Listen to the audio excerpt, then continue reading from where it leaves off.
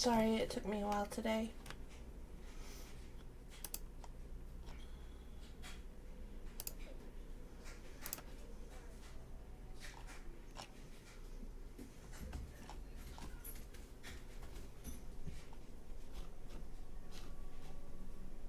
Are we rating these in spell books again?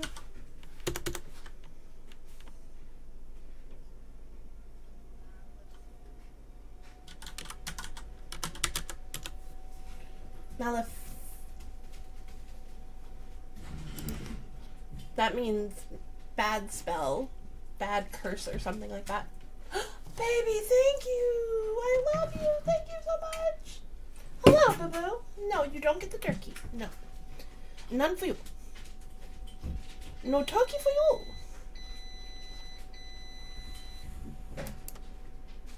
I think my computer does not like it.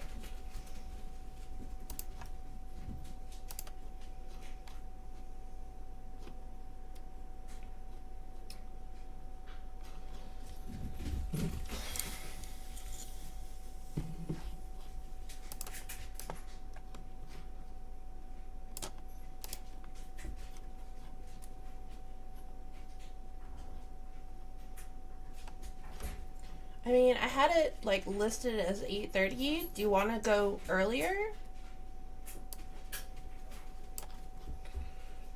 Okay, well then if I get to have a ready, then can you go over again favorite kills and rates and tests? Do you do them all at the same time?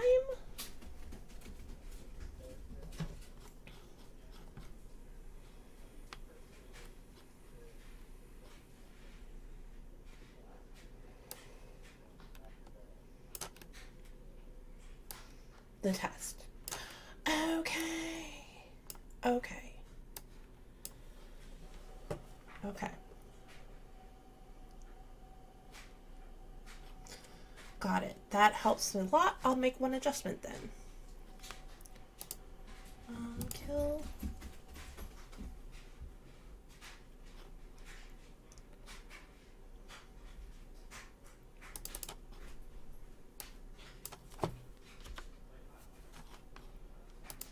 Okay. And then Emily. Okay.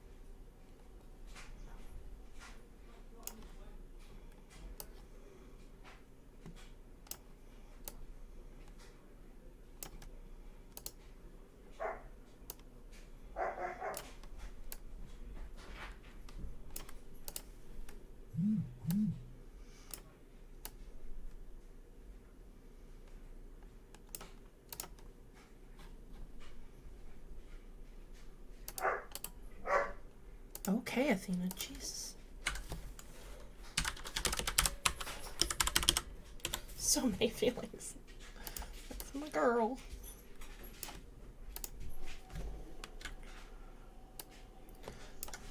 Are you using the tablet right now? Okay. Alright, just letting you know. It makes you smaller than Pace.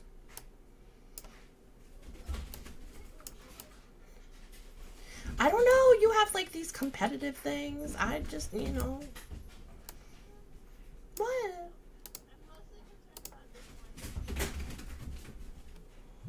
Nope. I mean, it comes. God is shining on you, Pastor. Yeah. Okay.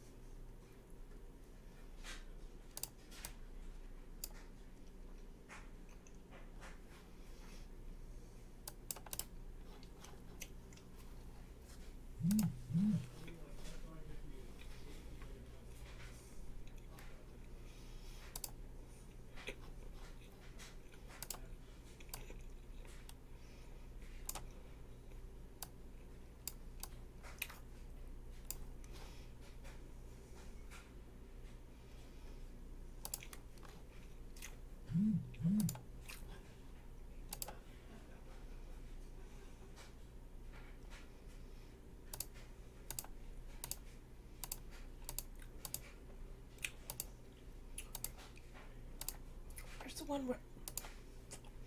Thank you for returning. Where's the one?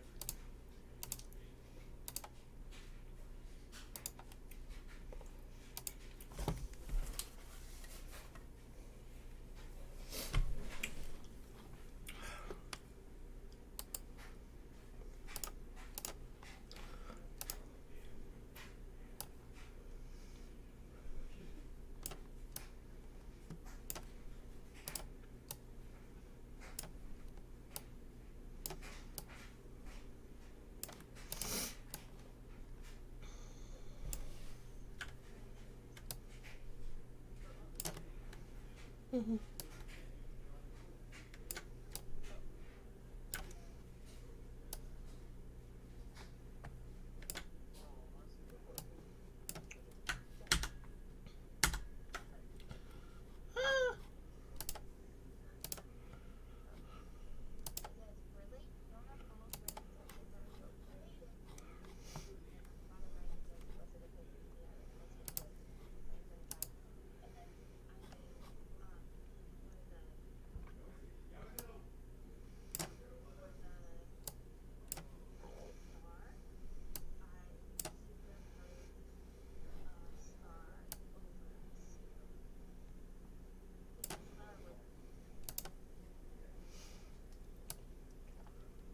That's cute, sweetie.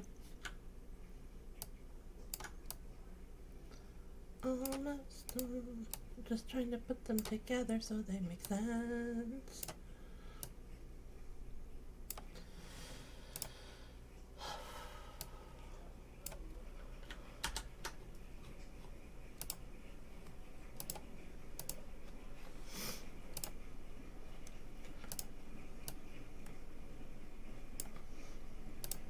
Pepper Jack is just so good. It's so good. It just gives that little bit of oomph that we all need. It's so good. Okay, and then move Emily right there. And make a little paste right there. And then you go right here. And Susanna goes right here. Oh, where's the big picture?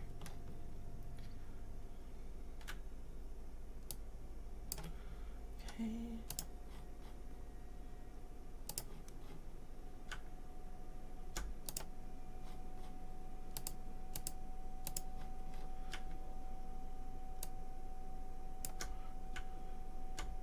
Make me smaller.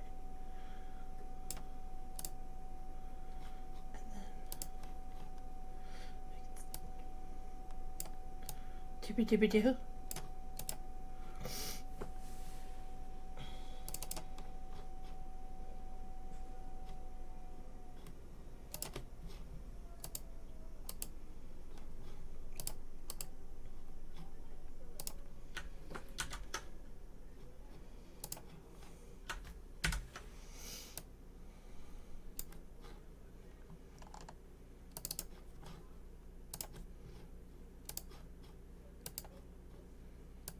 Loop. Why aren't you looping?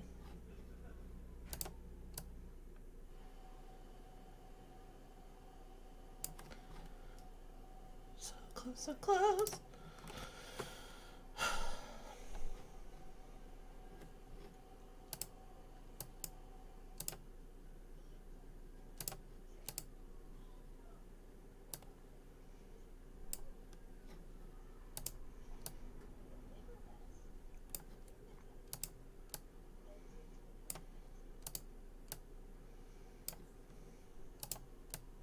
You did? Oh my god.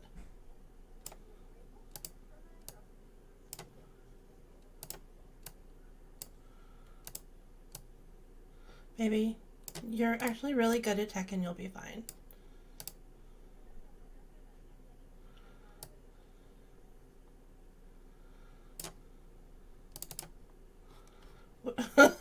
I can't do that either, though.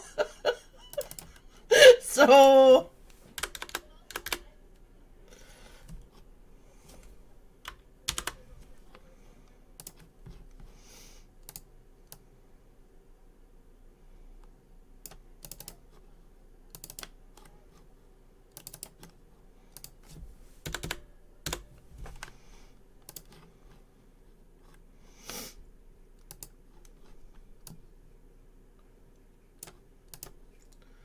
Now my poster's too... Get over here. You take up way too much space for the theme of this movie. Okay, Jack? Thanks.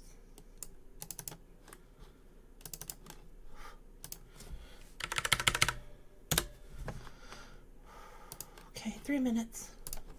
Favorite kills, and then where's the rate?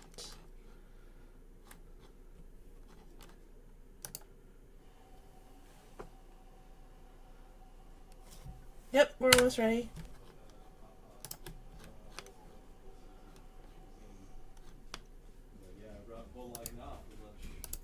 Yeah, text the island, please.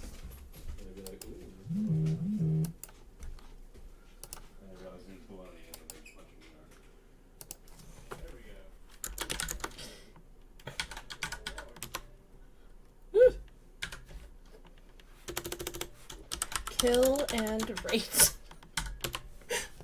Oh, God. Kill and rate. I'm giggling about... That's the name of that scene. Kill and rate.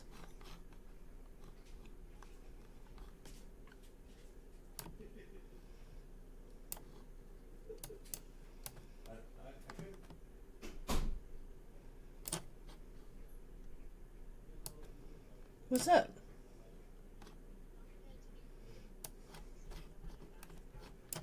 Oh.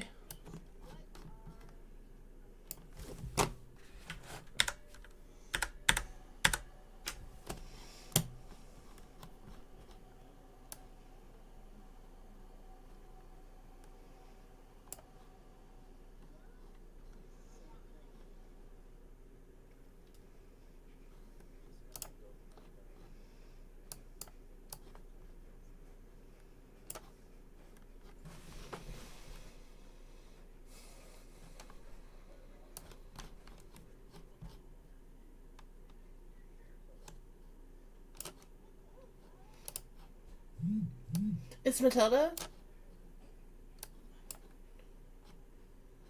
Okay.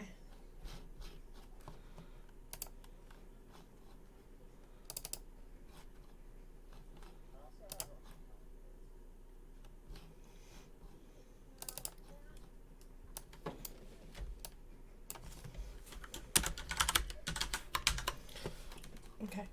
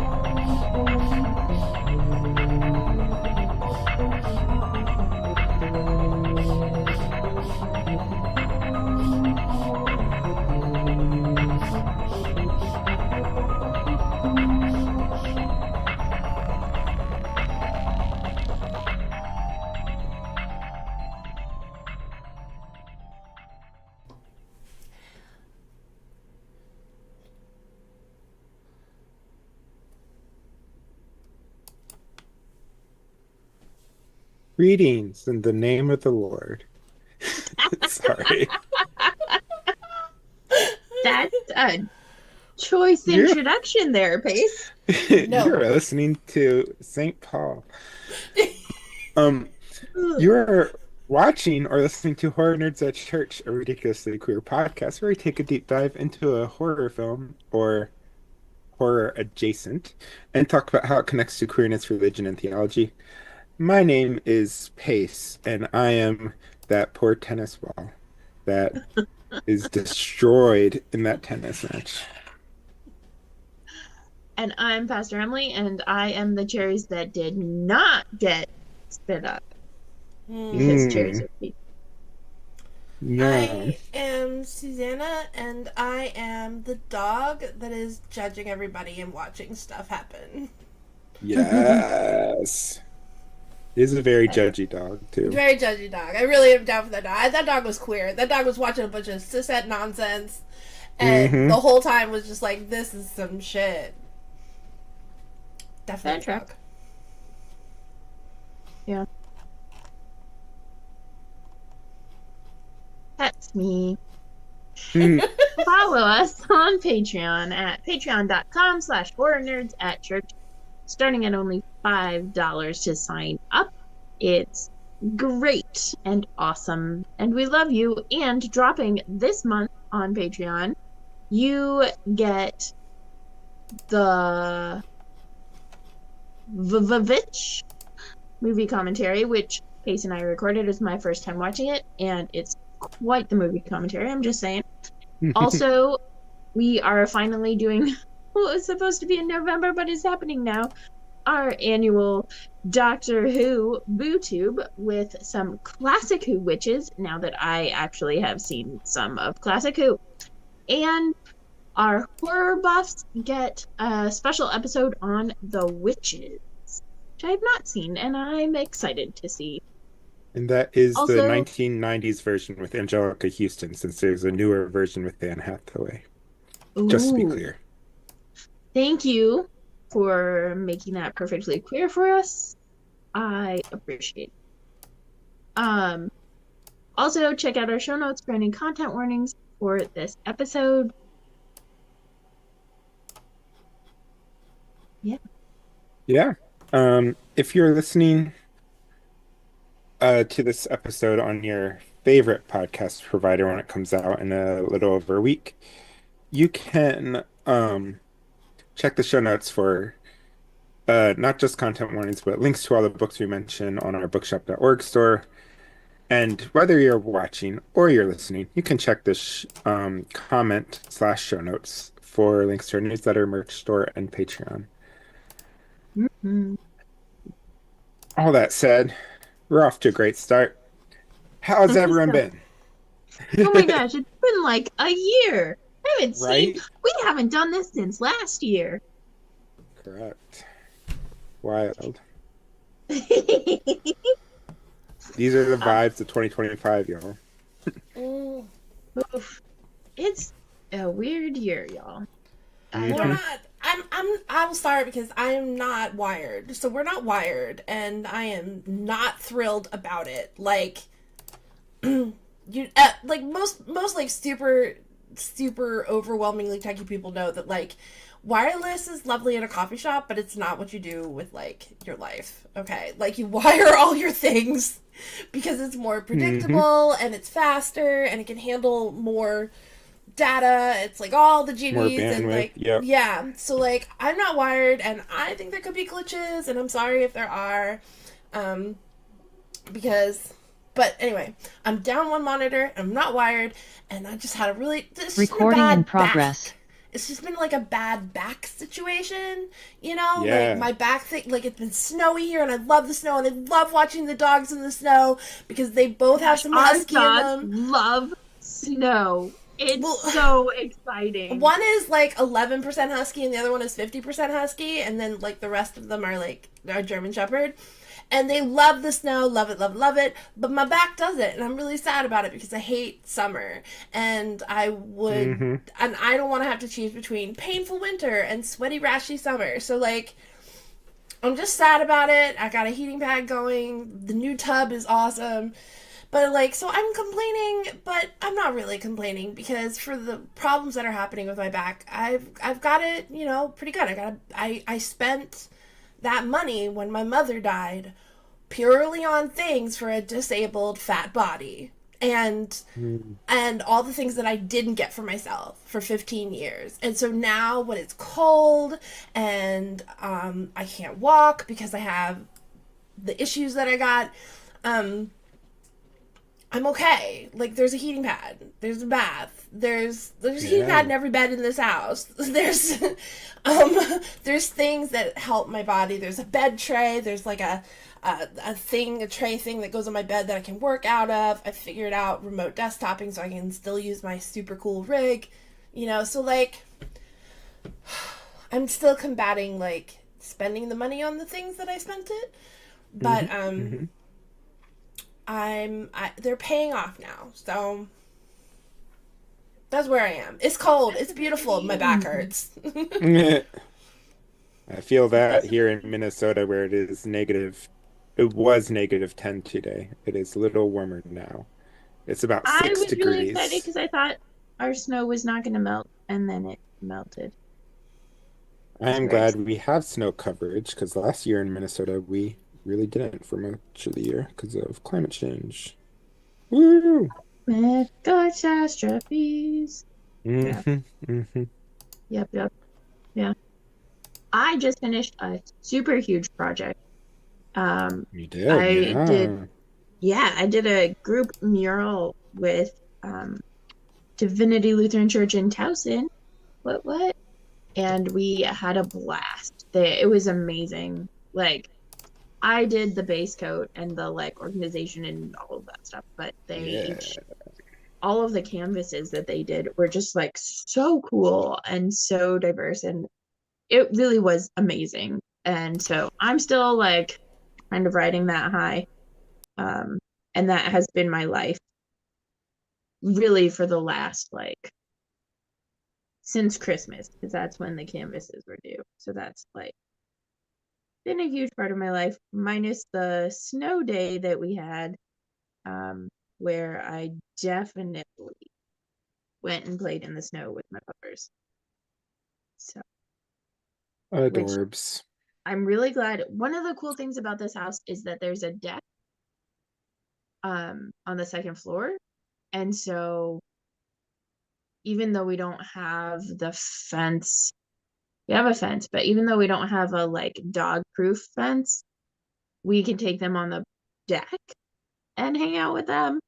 And that was so great for the snow, minus the fact that Bailey went to the bathroom every time that Of we course. tried to do that. But that's because she's a good pupper and she always goes to the bathroom. Hmm. Hmm. You know, yeah. What about you, Paige? How are you? I'm good. Um, it's been a busy, busy, busy start to the year, and I feel like it's only going to get busier from now until at least the end of the month.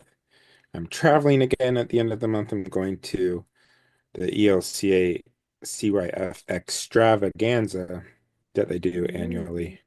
I think it's this year, it's in like Louisville or something. I don't know. yeah, Knoxville, uh, something like that. somewhere out there. So I'm going the end of the month. Nice. So much travel. And then in February, I'm also traveling again for a confirmation retreat. And I'm just like, I just want a month where I can be at home Yeah. and my Where's the bubs confirmation can be retreat at at? home. And what? Where's the confirmation retreat at? Luther Park in Danbury, Wisconsin. Mm. So I'm excited Mm. about that. Just want to stay home. And Brian traveled this month to go out for family stuff. So it's just been, or like, that's how this year started for me, was a Yeah. family emergency that Brian had to go to. So it's just been weird and feels like nonstop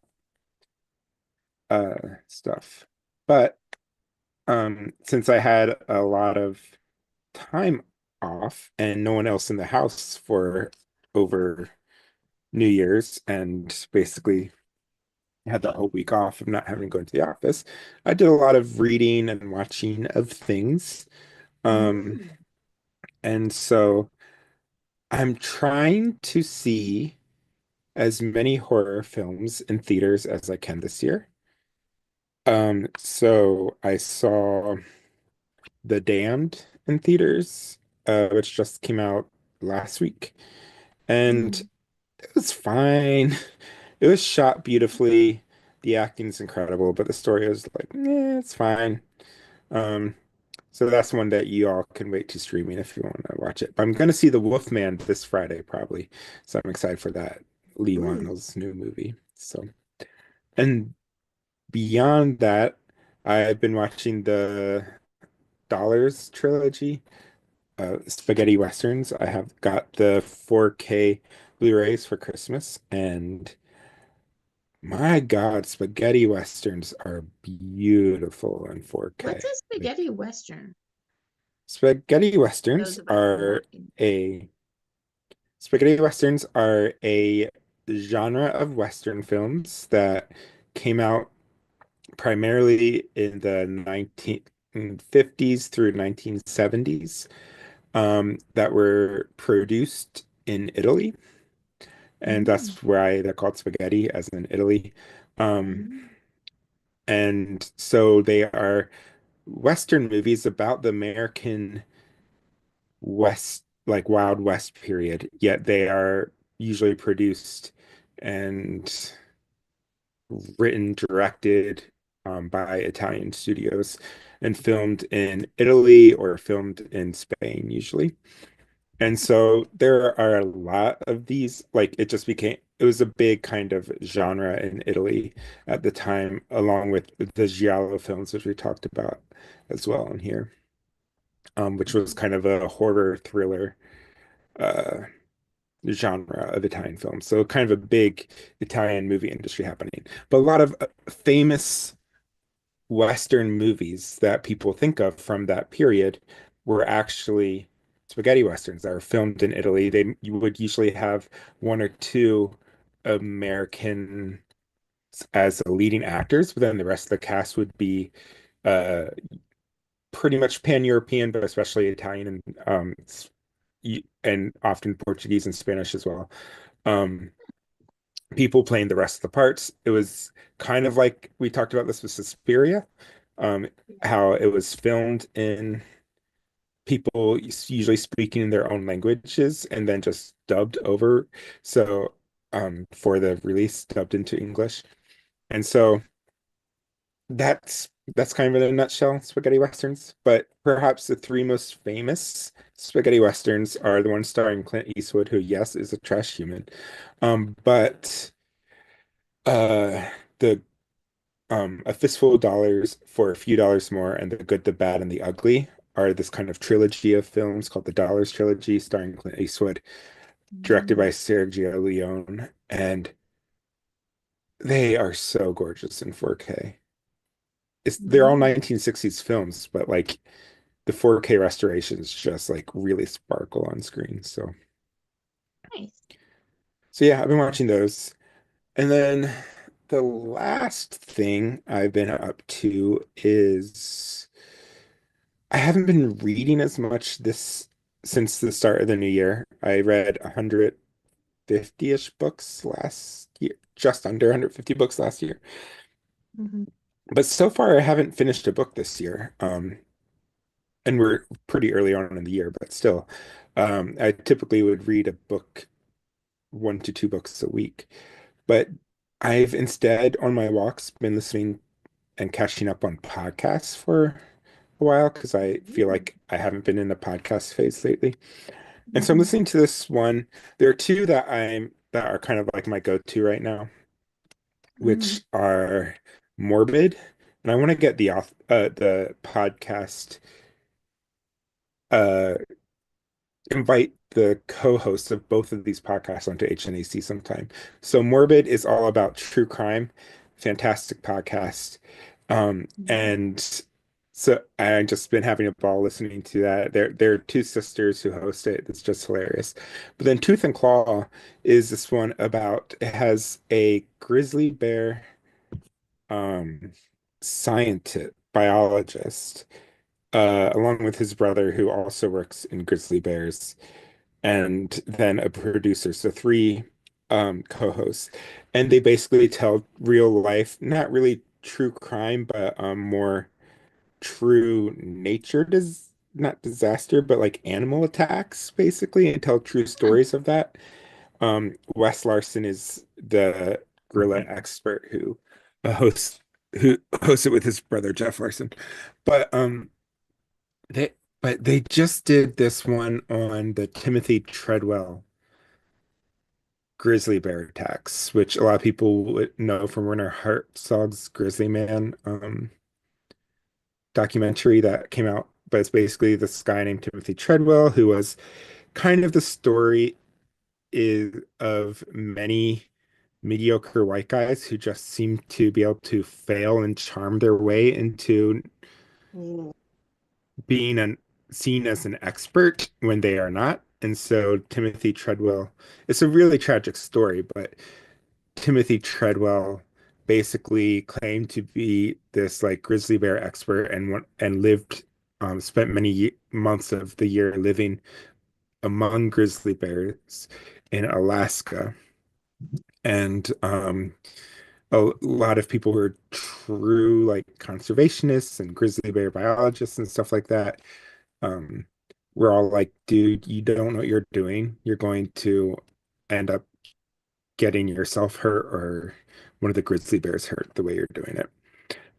But he still became like super famous and would go on all these shows like David Letterman and stuff like that and talk about grizzly bears and proclaim he was like a conservationist and protecting all these grizzly bears from poachers and stuff and saving all these bears' lives when there weren't really any there weren't really any threats of endangerment or poaching in the national parks in which he was claiming to live with the Mhm. grizzly bears and stuff.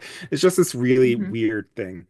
Um, but he took his girlfriend to this park.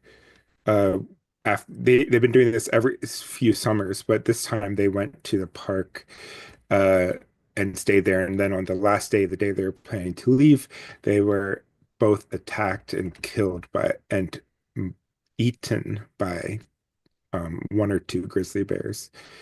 Oh. And so it became this very infamous story in the early 2000s. I think it was 2003 when he died, and then the documentary came out a few years later that kind of brought it to more prominence. But anyway, all that is to say is that listening to Tooth and Claw as it is, which is this podcast, as they're talking about the story, is fascinating since the two brothers work with bears and really know a lot of bear behavior and stuff like that and could kind of Mhm. analyze it from that standpoint. So I've been listening to Yeah. that. And I want them on the podcast too when we do like an animal horror season. There's so much animal horror. We could Yeah. do Cocaine Bear even. That'd be fun to have them on to talk about that one To animals since on they're drugs. bear experts. Yeah. Um, I, yeah. ooh, ready for this? Yeah, yeah. I finished a book. Yay. Now, it is not a Lunar Chronicles book, but it's an audiobook. Yay. Um, That I counts. yeah, oh, totally counts, but it does not count in the Emily's been rereading the Lunar Chronicles for like a year. But I finished Parable of the Talents, which is the sequel to Parable of the Sower by Yeah. Octavia Butler. It is phenomenal. If you want the realization that someone decades ago accurately could foresee the rise of Jared. I mean Trump. I mean Jared. Mm. A character like that in this world. It does a great job, and there are Mm-hmm. ways that the parable of the sower really speaks to where we're at in this world. And like parable of the sower day was last year, when that book starts. But then parable of the talents, the sequel, also has like a lot of really good stuff, especially digging into Christian nationalism and Christian extremism and Christian white supremacy and stuff, um, and just Christian supremacy. Uh, so it's really good. I listened to it while I was putting up a bunch of canvases, um, and that's how I finished it. And then I just started braiding sweetgrass, Mm. which I'm really excited about. I've had it on my TBR list for forever and own the book, Yeah. but have found, at least lately, that listening to audiobooks is more, it's for like weird reasons actually the thing that is getting my stuff actually read. So Yeah. we're going with it. Yeah, and now that Advent Misfiny is over, I have shifted away from holiday movies, although there were some really good ones that I didn't realize were holiday movies this year that came out this year, um, that I really liked. Uh, so I will give a shout out to Genie, which is like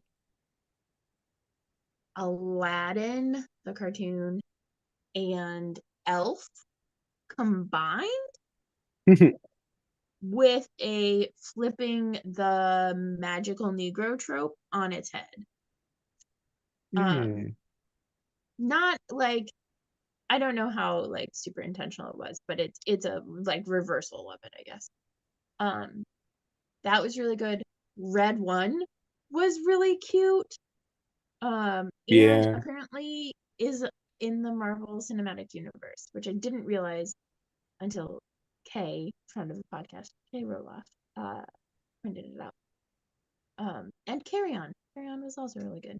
So I liked all of those. Mm. And since that ended, since that time period in my year ended, I have started to get back into Doctor Who, slowly but surely. It got a little bit derailed by the Jinx, which Susanna basically made me watch, which is to say, kept bugging me to watch it, and then I was like, okay, I'll watch it, and then I could only do like little bits at a time. And then we basically binge watched part two, in like two different sittings. Yeah. And I will bring up the Jinx later in the show, but Bob Durst, oof, that whole, yeah, that whole thing is just, Yeah. yeah, yeah. Anyway, that's my what I've been watching and reading of late. Yeah, and I updated my Storygraph and my Letterboxd, so those are up to date as of for 2025. I did not Yeah. do them like at all in the fall. So, um, if you want to go follow on those, um, yeah, you can go find me on those. Yeah. So yeah, I also forgot I have an announcement to make. But before we do that, Susanna, have you been watching or reading anything that you want to shout out or listening to anything?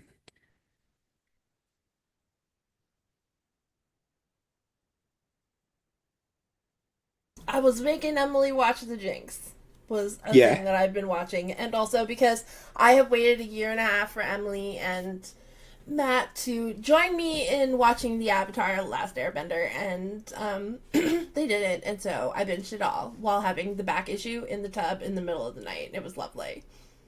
It was lovely. Mm-hmm. It's just For like the record, she I did knew. this Here we go. on a Saturday night when I was preaching not one but two different sermons that next morning.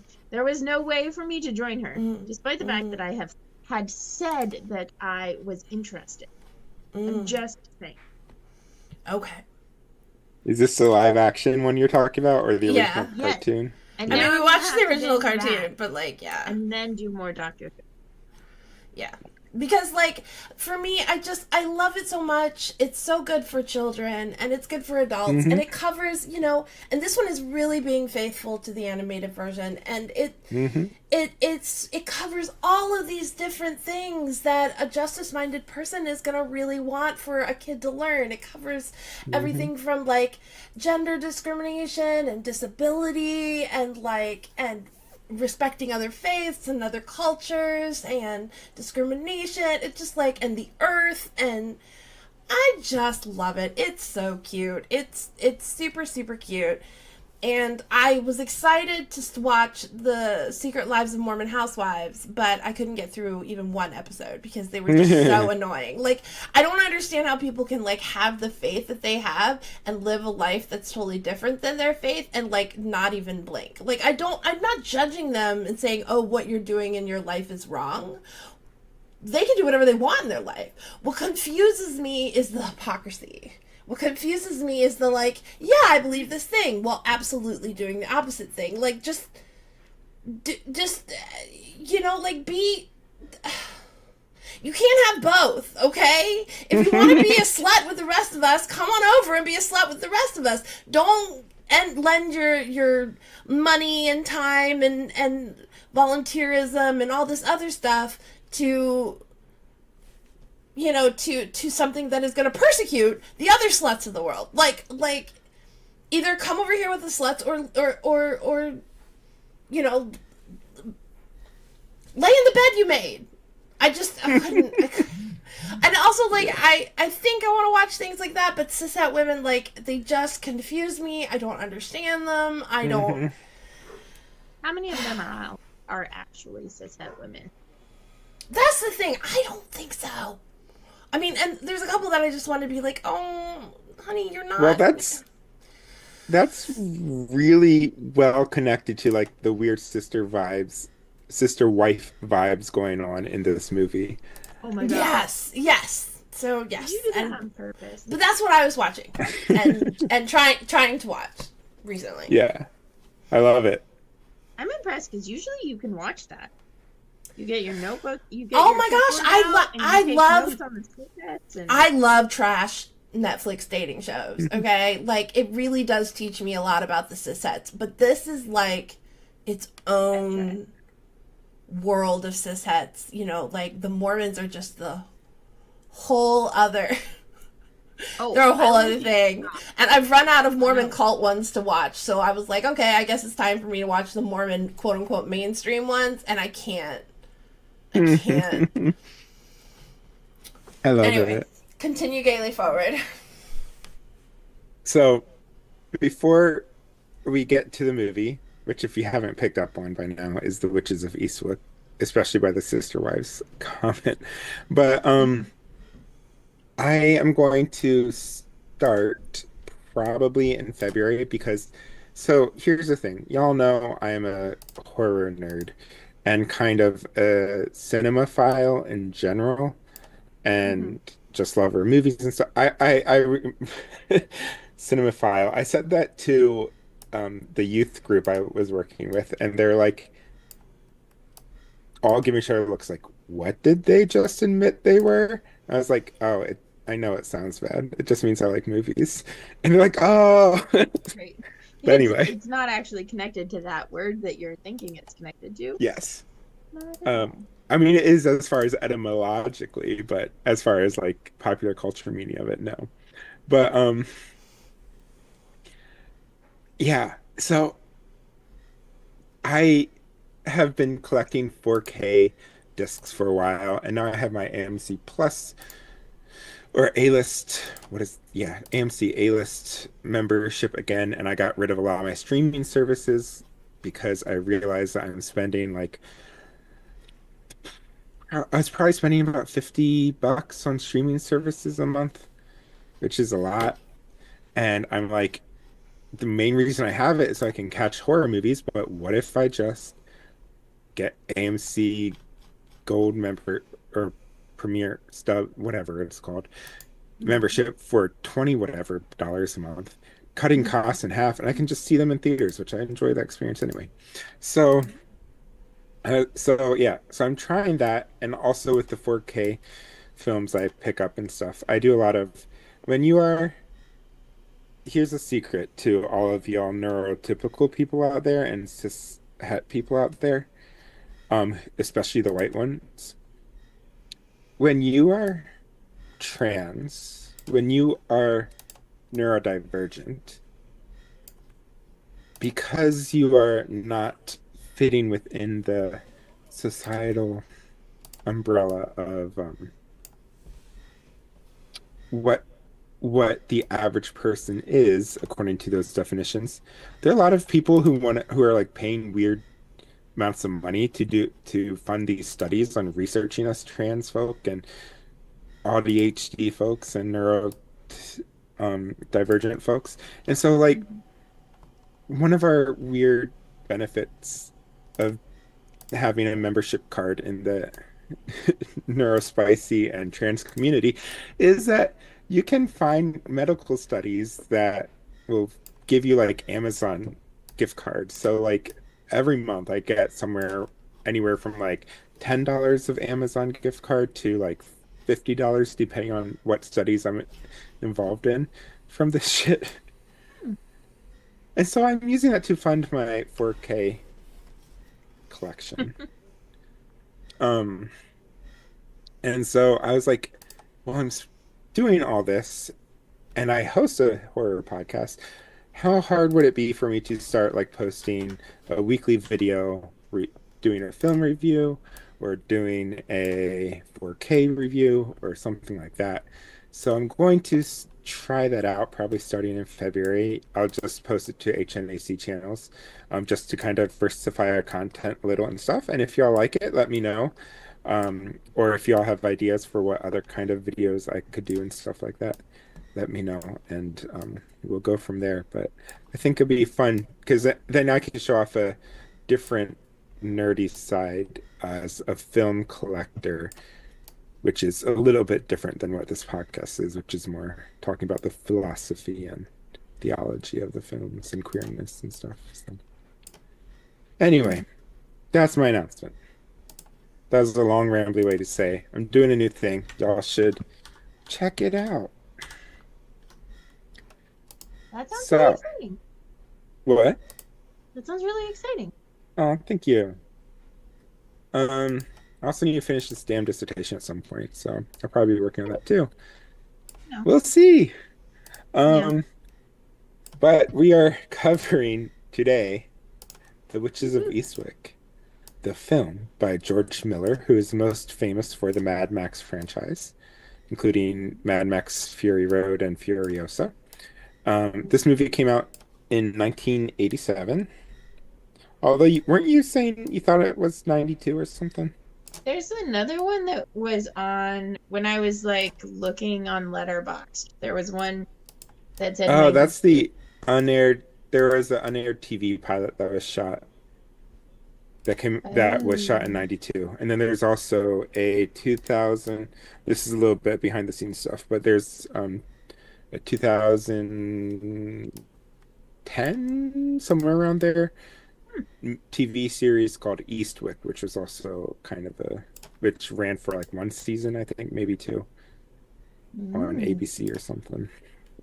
Yeah. So there have been a few adaptations of this. I was one of those people who was obsessed with watching it. I loved it. It wasn't good, but I loved it. I mean, that's right. Yeah. So, this 1987 is the year of quite a few movies. I wonder how many of these you've seen. I've actually not seen as many horror movies as I have in this list as I usually have. But anyway, Okay. so you're Three Men and a Baby, which is a really thinly veiled story about three gay men, but it's not, Mm. but it's a comedy where all of them are straight, and there's even a compet cishet relationship happening and stuff. But anyway, Beverly, but then listen to how many fucking cop movies there are this year. Beverly Hills Cop 2, Lethal Weapon, Police Academy 4, like Jesus Christ, RoboCop. um, then there's Good Morning Vietnam, I think Spaceballs, which what? did Good Morning Vietnam, did they do a remake of it at some point? I don't think so. Okay. I might It have has seen that. Robin Williams in it. Yes, I've seen that. I didn't know that was 87. Okay. Yeah, I mean, who's gonna like want to remake Robin Williams? right. No one. I knew it had Robin Williams in it. I didn't realize that it was that long ago that that one was. Okay. Yeah, I'm at one so far. cool. Um, The Brave Little Toaster, Absolutely love that movie. right? So cute. Uh, I love the brave little Full toaster. Metal Jacket, The Care Bears Adventure in Wonderland. You know, I've seen that movie. And I own that movie. Dirty Dancing, The Princess Bride. Oh, I hate that movie. Me too, right? There's I love like a it, but I also hate it. generational thing, or I Yeah. don't know. To some people, it's a generational thing. Some people, it's like a neurodivergent thing. I don't know, but I hate that movie. Hmm. I like it is just bad. I don't like it. It's not even that I hate it. I don't hate it. I just don't like it. And then Yeah, every time we ever talk about marriage, we did a deep dive on marriage, and Kay did the introduction, so I didn't have to. right. Marriage. No, I So had a problem obnoxious. saying my R's growing up. I don't need that repeated. I certainly don't need to quote somebody else doing it. Love it. Yes. I have a Who love-hate does relationship love it? with Because it. there are people Mostly that just love The annoyed. Princess Bride. No, it's really it's well known as kind of being a universally loved movie, even though there are a few of us who are like, nah. Yeah, like who? Little Monsters is another one I can't stand. That's kind of like a horror one that people just love. That's kind of Mm. similar, like horror comedy for kids, and it's just like, no, I'm good. Another one, The Goonies. I fucking hate The Goonies. Don't get Brian started on that though. He will get mad because he loves The Goonies. Um, Mm. I don't think it was that bad. Jeezy peas, Emily. mm, It wasn't. It just wasn't. I didn't see it obviously when it came out. So it was one of those that like people hyped it up as like this amazing thing, the best thing, and I was just like, nah, I there didn't are, like it. I didn't yeah. like it at all. It's that I didn't like it at all and everybody loves it so much. I have the opposite experience with this next movie. Look at me trying to transition. Well, Superman 4, The Quest for Peace, is universally loathed. I kind of love it. It's, like, I think it might be my favorite of the original quadrilogy as far as rewatch value. Not saying as far as like quality, that's clearly Superman 1 and Superman 2, the Donna cut. But like as terms as like I just want to get high and put on a Superman movie, it's gonna be Superman 4, The Quest for Peace. And then also came out this year is Spaceballs, which we still need to do a movie commentary on from last season. Whoops. I And think I've seen that one, but I don't remember. Moonstruck, which also starred Cher. So this was a big year for Cher. Yeah. Um, I think Moonstruck is probably the better known of her movies, but this one is still highly regarded and well known by the average person, even if they're not like Cher fans. As far as I did not horror see Spaceballs. goes, Okay, so I'm as at far 4. okay, cool, cool. As far as horror goes, though, Okay, well, first, I've seen pretty much all of the movies I just listed so far. But as far as horror goes, there was The Stepfather. I've seen the remake, but not the original. Dead of Winter, never seen it. Evil Dead 2, I think everyone's pretty much seen it. Silent Night, Deadly Night 2, which we did the original, the first one in season 2 with JM. Um, Creep Show 2, which I've also seen, which we did a boo tube on the TV series of it a long, long time ago, back when Matt was my co-host for that episode. Um, I The know. Gate, which I've never seen, but has been on my TBR list for a very long time. Predator, which we did a Yes. movie commentary on for season 6. Mhm. Jaws: The Revenge, which I think is number 4 in the series. The Lost Oh, Boys, which we covered in season 2 before Emily was co-host. My favorite movie for a sequel ever. My favorite title, I mean, for a sequel ever. House 2, The Second Story. Love it. I love it. Return to Salem's Lot, which is a made-for-TV movie. It's fine. Hellraiser, pretty good. We'll do the Hellraiser series one day. Hello, Mary Lou, Prom Night 2. Slumber Party Massacre 2. Prince of Darkness, directed by John Carpenter, who directed the Halloween movies. And then Flowers in the Attic, which is our lost first episode of this podcast.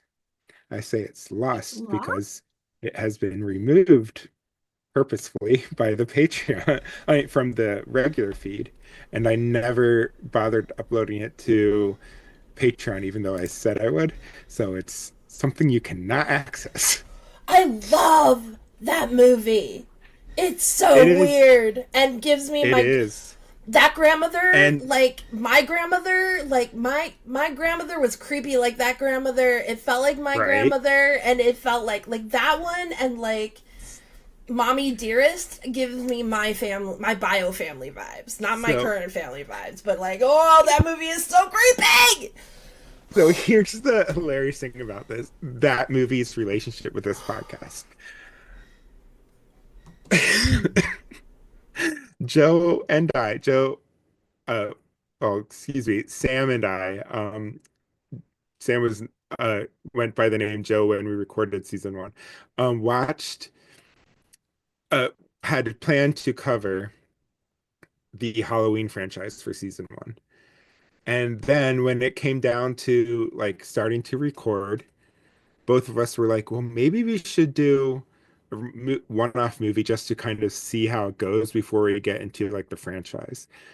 So I'm like, I don't know. What do you want to watch? And Joe's like, I just watched Flowers in the Attic. It is weird. Let's watch it. So it's like, if you've, many people have had to read the book of this in middle school or high school. Not me. It's weird. There's incest, there's Wow. abuse, there's family system. It's What very, are very y'all reading strange. in middle school? It's very strange. And so we recorded an episode on the movie, which is a very weird movie. And then uh that episode was like 2.5 hours long. And because we like did not know what we were doing and stuff. And so it really was our first episode on the podcast until um I till right before season 4. I spent that summer and I kind of tried to clean up a lot of those first season episodes because at least the first half of that season was rough as we were trying to figure out what they were. So I tried to shorten Mm. the episodes and stuff, but I'm like and then leave the original unedited one, well, edited, but like longer cut versions on Patreon for Mhm. people to go. Yeah. Uh, I tried to do that with Flowers in the Attic, but I'm like, there's no way I can cut this down and have it make sense. So I'm like, I'm just gonna take it off because this is a hard, like, it's not bad or anything. It's just like it's a lot of like really deep stuff about a fairly obscure movie. I'm like, if somebody's just coming to this podcast and want to get a taste of what the podcast is all about, this should not be the first episode they listen to. So I'm like, I'm just gonna take it off. We'll put it on Patreon. Then I never put it on Patreon. So now you cannot get that episode. Wow. Yes. I will eventually release it on Patreon, so it's temporarily lost, but I will go back on. But then the funniest part, though, is in season two, Sam and I started a Patreon for this podcast. We did not have it for season one. And what did we do for our first movie commentary? This was when we were doing double feature movie commentaries, so we did two movie commentaries a month instead of one. We did both this version of in the Attic, and we did the remake of Flowers in the Attic Oh from the my gosh. Lifetime channel original remake. So there's a long history of that particular movie with this Yeah. podcast. Um, you have to be a Patreon supporter to get any of it. So all of y'all should join. That Flowers means and that we can never do the flowers in the attic because it's been done. Yeah. I mean, we could always do another movie commentary or something on it. There's nothing wrong with that. But or we could cover the book. That might be fun is to do a book club on it because the book is equally wild. But so Flowers in the Attic. The last two things I want to say about that is just one, there's this wild line in there that just shows you how wild this movie is the main character who's the main character of these two teenage siblings, um, who are locked in this attic by their evil grandmother. And their evil grandmother starts to poison them. It's a whole thing. But these are two preteens growing into teenage years. And so they decide to start sexually experimenting on each other while they're also in the attic. And Mhm. this is like a book written, like this is a YA book. So it's like pretty weird, intense YA book. But anyway, my favorite line in the movie though is the teenage is upset because their dad died, and she's like, our mom didn't prepare us for death. She didn't get us a dog. We needed a dog so the dog could die and we could learn about death. And she even gives it in like that delivery, and I'm like, oh my God. What? There's so much uh wrong. yeah.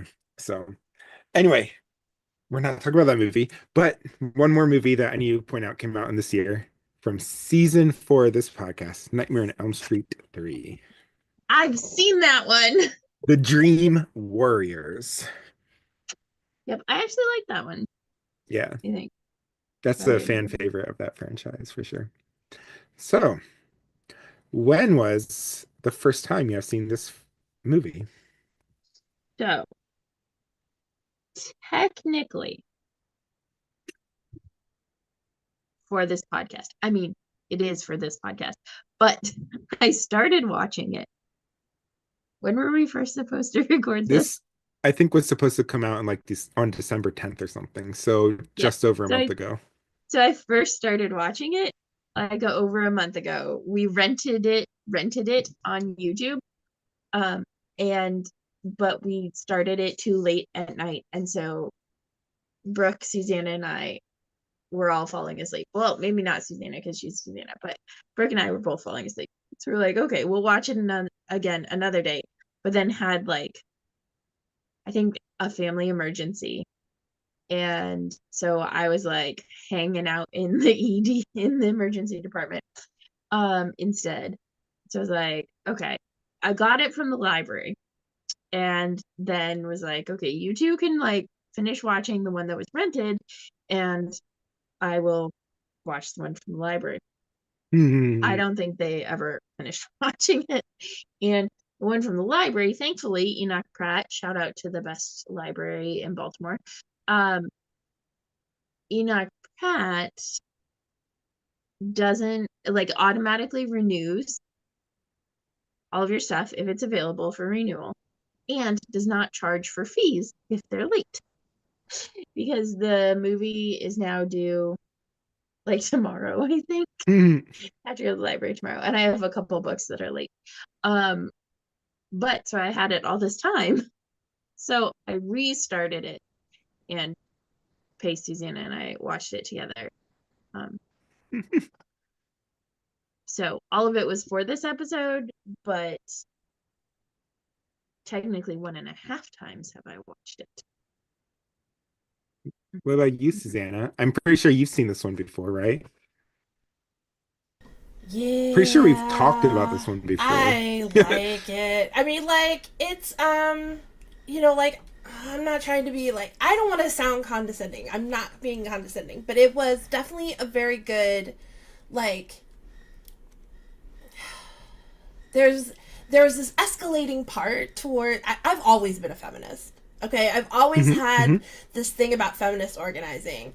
And I was watching films and excited about films and bringing films that were like go girl kind of mentality to my little sleepovers. And I'm pretty sure this is one of the ones that I brought to one of my sleepovers because when I was little, I can't remember which one, but when I was little, I remember having sleepovers. And then later, when I got into high school and had sleepovers, there was this one girl, Kelly Quaidar, Kelly Titus now, fantastic girl, and she had all of her friends over for every single high school dance. We would go to the dance, and then we would go to Kelly's to sleepover. And she was fantastic, and I'm pretty sure we watched this one. But I remember watching it really young, and it becoming one of my like woohoos, because. Right?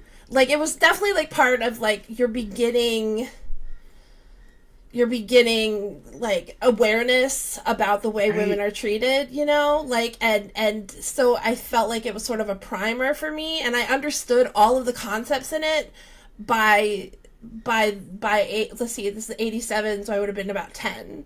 And I understood all of the concepts in it, including the harassment and all of the babies and the shame about not having a baby. And like, I don't know where I learned it, when I learned it, just society taught it to me, but I understood all of that. I remember understanding all of that, which is what really creeps me out, is that I have always understood all of it, on some level. So it was a good primer thing, I think. Yeah. I don't see how that's condescending, though. Condescending to whom? I'm not trying to say, oh, this is like feminism 101. Like, I don't want to be like that. You know what I mean? Like, oh, I guess if you're like early on in your stages, then. We'll talk about this in our deep dive, but it definitely is like pop culture feminism 101. It's kind of, this is like what pop culture teaches us feminism is. It's women becoming sexually liberated. But for me, like, that movie, though, for me in my life wasn't Witches of Eastwick, although I saw this probably when I was about 9 or 10 myself for the first time and liked it as well.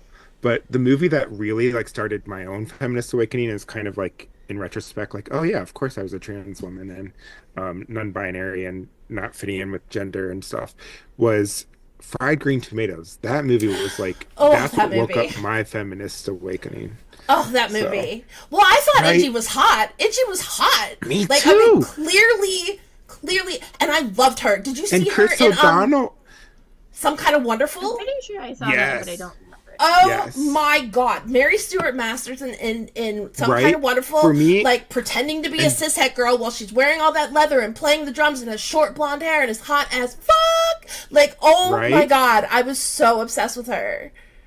I should have. I'm thinking Benny right now. And June before too. I came out. Yeah, oh, yeah. Benny and June, like where she plays like someone who is different, which is pretty much autistic coded, and like I was like, oh my God, I have a big crush on her. I should have known I was like sapphic when I was a child, but I didn't quite. It took me till my 30s to figure that out. Basically, in that time period, it was a lot harder to figure out. It really was. I just thought I wanted to be a tomboy because I was obsessed with her and Fried Green Tomatoes, and like I was like, I want to play the drums and I want to be like, I love that like energy and and like that also the Idgy character, like her style was not me. I was definitely much more femmy, but like her attitude was me. Her style was me.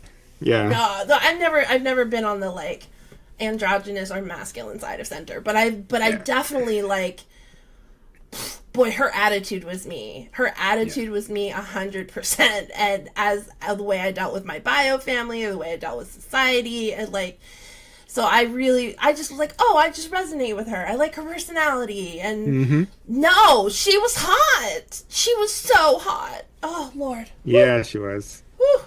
Yeah, I mean, I'm Butch, so like for me, I was like I felt I was personified in her in a sense. In Fried Green Tomatoes especially, but Benny and June too. And then yeah, oh well, my first Totally. time seeing this movie, like I said, was probably around 8 or 9, maybe 10. And it was No shots all around. my parents were, this was after my parents, well, as my parents were in the process of divorce. And so, um, and both were, in new relationships with who would eventually become my step parents. And I remember being at my dad's house, and Sophia was there, who is my stepmother, and she had this movie on. Um, like they had an HBO subscription or something, and so this movie was just playing on TV one day, and it was a Saturday, and I was at my dad's house, so I just watched it with her, and I was like, I really like this movie. Like as a kid, I was like, I really like this movie. My sleepovers, Susanna, were not watching feminist movies at that age. That didn't start till college. My college sleepovers were all about watching feminist movies. But my elementary through high school sleepovers were all horror movies, as surprises no one. Pretty much, yeah. Um, That tracks. I have a little bit behind the scenes for this, not much. The first is that this movie was original is based off of a book by a famous author, John Updike, also called The Witches of Eastwick, and that book came out. When did that come out? 1984. So um, it was a fairly new book when it was optioned off and became a film.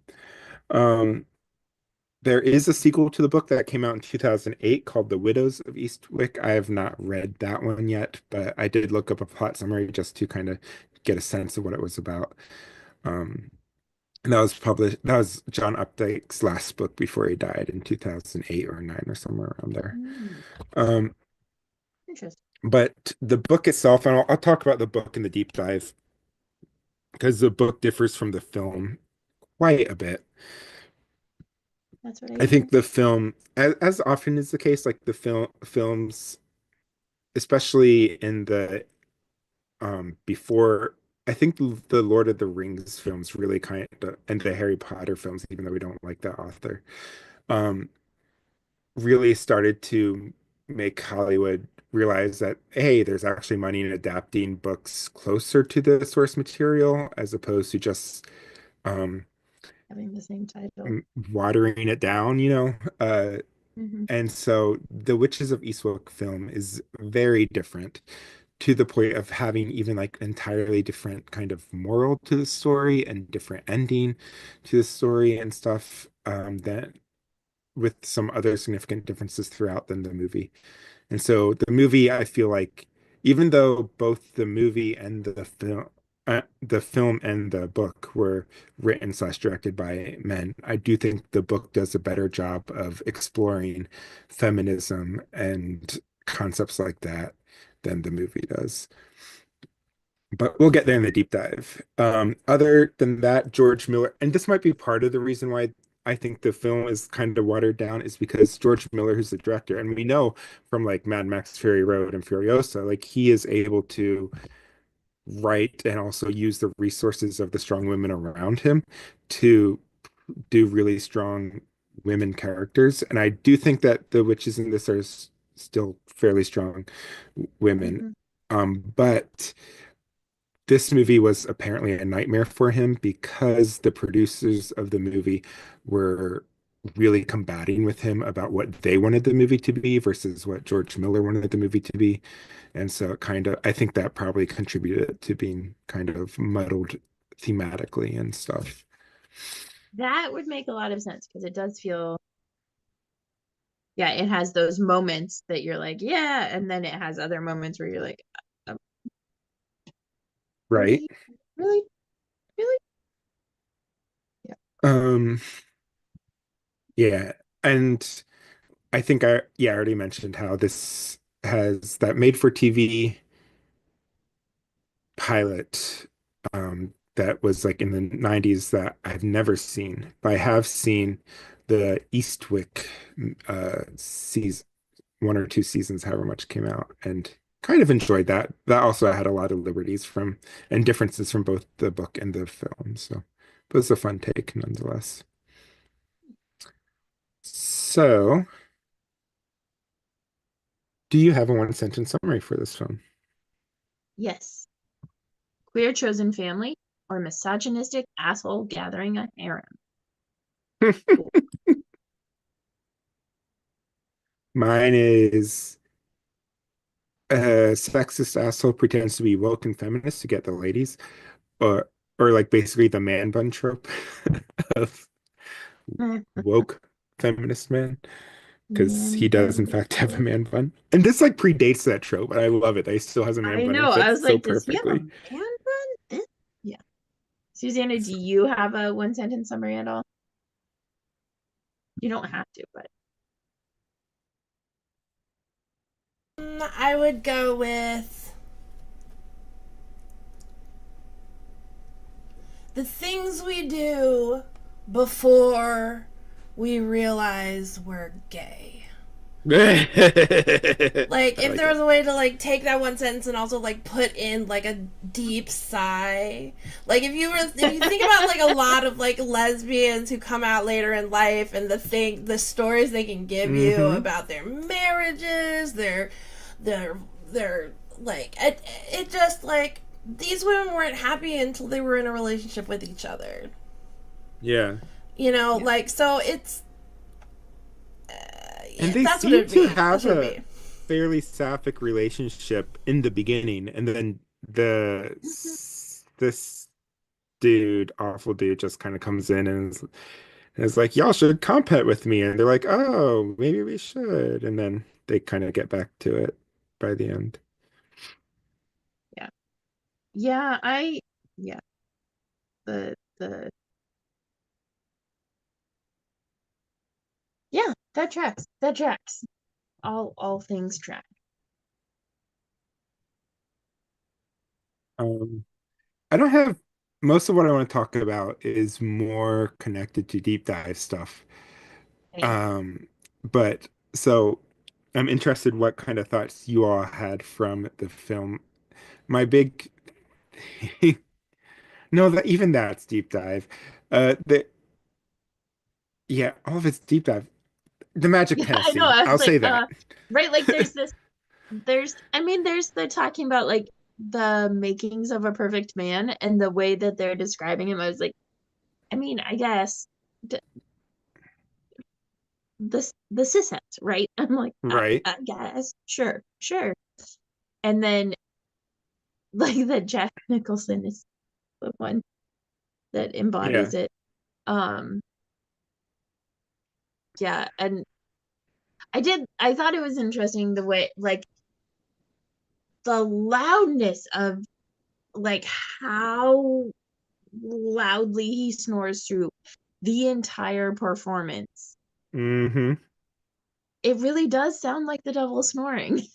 And then he's Right. like, "Oh, this was the best ever." And yeah. Yeah. It's wow. I do the one scene that I just love, and this scene also happens in the book. It's like one of the few Mm. scenes that is almost directly the same in the book and the movie as the tennis court scene. And Mm. I freaking love that scene. I think it's one of the most iconic scenes of the movie and most Mm. remembered. And I will say that some trivia behind the scenes there is that none of them could play tennis well enough for them to actually like film them playing tennis. So like the ball the entire time was special effects. And this was like in 87 Nice. before CGI ball make a CGI tennis ball would be easy. This was like hard trying to frame a practical effect on top of a thing. And like Hmm. I just think it's funny that like they got to see like, oh, no one can play tennis, so we can't even have like wide shots of them like bouncing the tennis ball back and forth. We have to like physically animate the ball into every single scene. Yeah, I did not realize that, but that makes so much sense. Also, it just adds to the like the dynamic of them like having a whole like getting I mean it's the like how did I say it? I talked about it as the it takes the trope of women fighting over a man, right? That's the trope Hmm. that they come into the tennis court with. And then it like becomes a stalled ball and fun together and stuff, but like none of them being good at it just like furthers that. Like they're so frustrated and stuff, but also like can't even play and Yeah. I do have a question. Well, first, Susanna, do you have anything about the plot itself you want to say before we get into a deep dive? Because I have a question that kind of transitions into that My deep first dive. thought was like, did JK like rip off the Voldemort baby off of this? Like, Ah, he like does look Voldemort baby that's at the what I end. was like. Is this the Really Voldemort creepy. baby? Like at the heart of every narcissist is a little man child baby demon, and I was like, JK, like her brand of feminism is very like 101. This feels like a movie that Hmm. would have been part of Hmm. her life. mm-hmm. Maybe she ripped off Voldemort baby from this. That was my I could thought. see it. I could see it. So my question for y'all that kind of transitions into the deep dive because I kind of start off the deep dive by talking about the book. Um, because the book changes some things, and I think it'll be interesting for the rest of our deep dive to kind of compare things, how the differences might have affected the movie on these topics. Mm-hmm. But did you get the sense that they were witches who knew they were witches before Daryl arrived in their lives? Or do you think that while they may have had powers, including conjuring him, they did not realize they were witches until they met Daryl or some I other? am a little bit some other. I think they I could see how you could interpret it either way. I think they didn't realize they were witches or didn't start to think about that as a possibility until the storm from the like sleazy guy. Um, but then part of me is also like, or was that like, because then they're like, oh, but we were all thinking it at the same time. So was it really that they like kind of know that they're witches? But then it seems like they are learning everything as they Hmm. go. So that's where I am. Both Yeah. and like a good Lutheran, both and is there. I mean, I think you know what I think that that's kind of part of like the whole like what did I think of it like Hmm. where are the Hmm. sapphic aspects of it? Like, I feel like you're asking a similar aspect. Like, you could ask the same thing. Did you know? Hmm. How did you not know that you were Yeah, queer?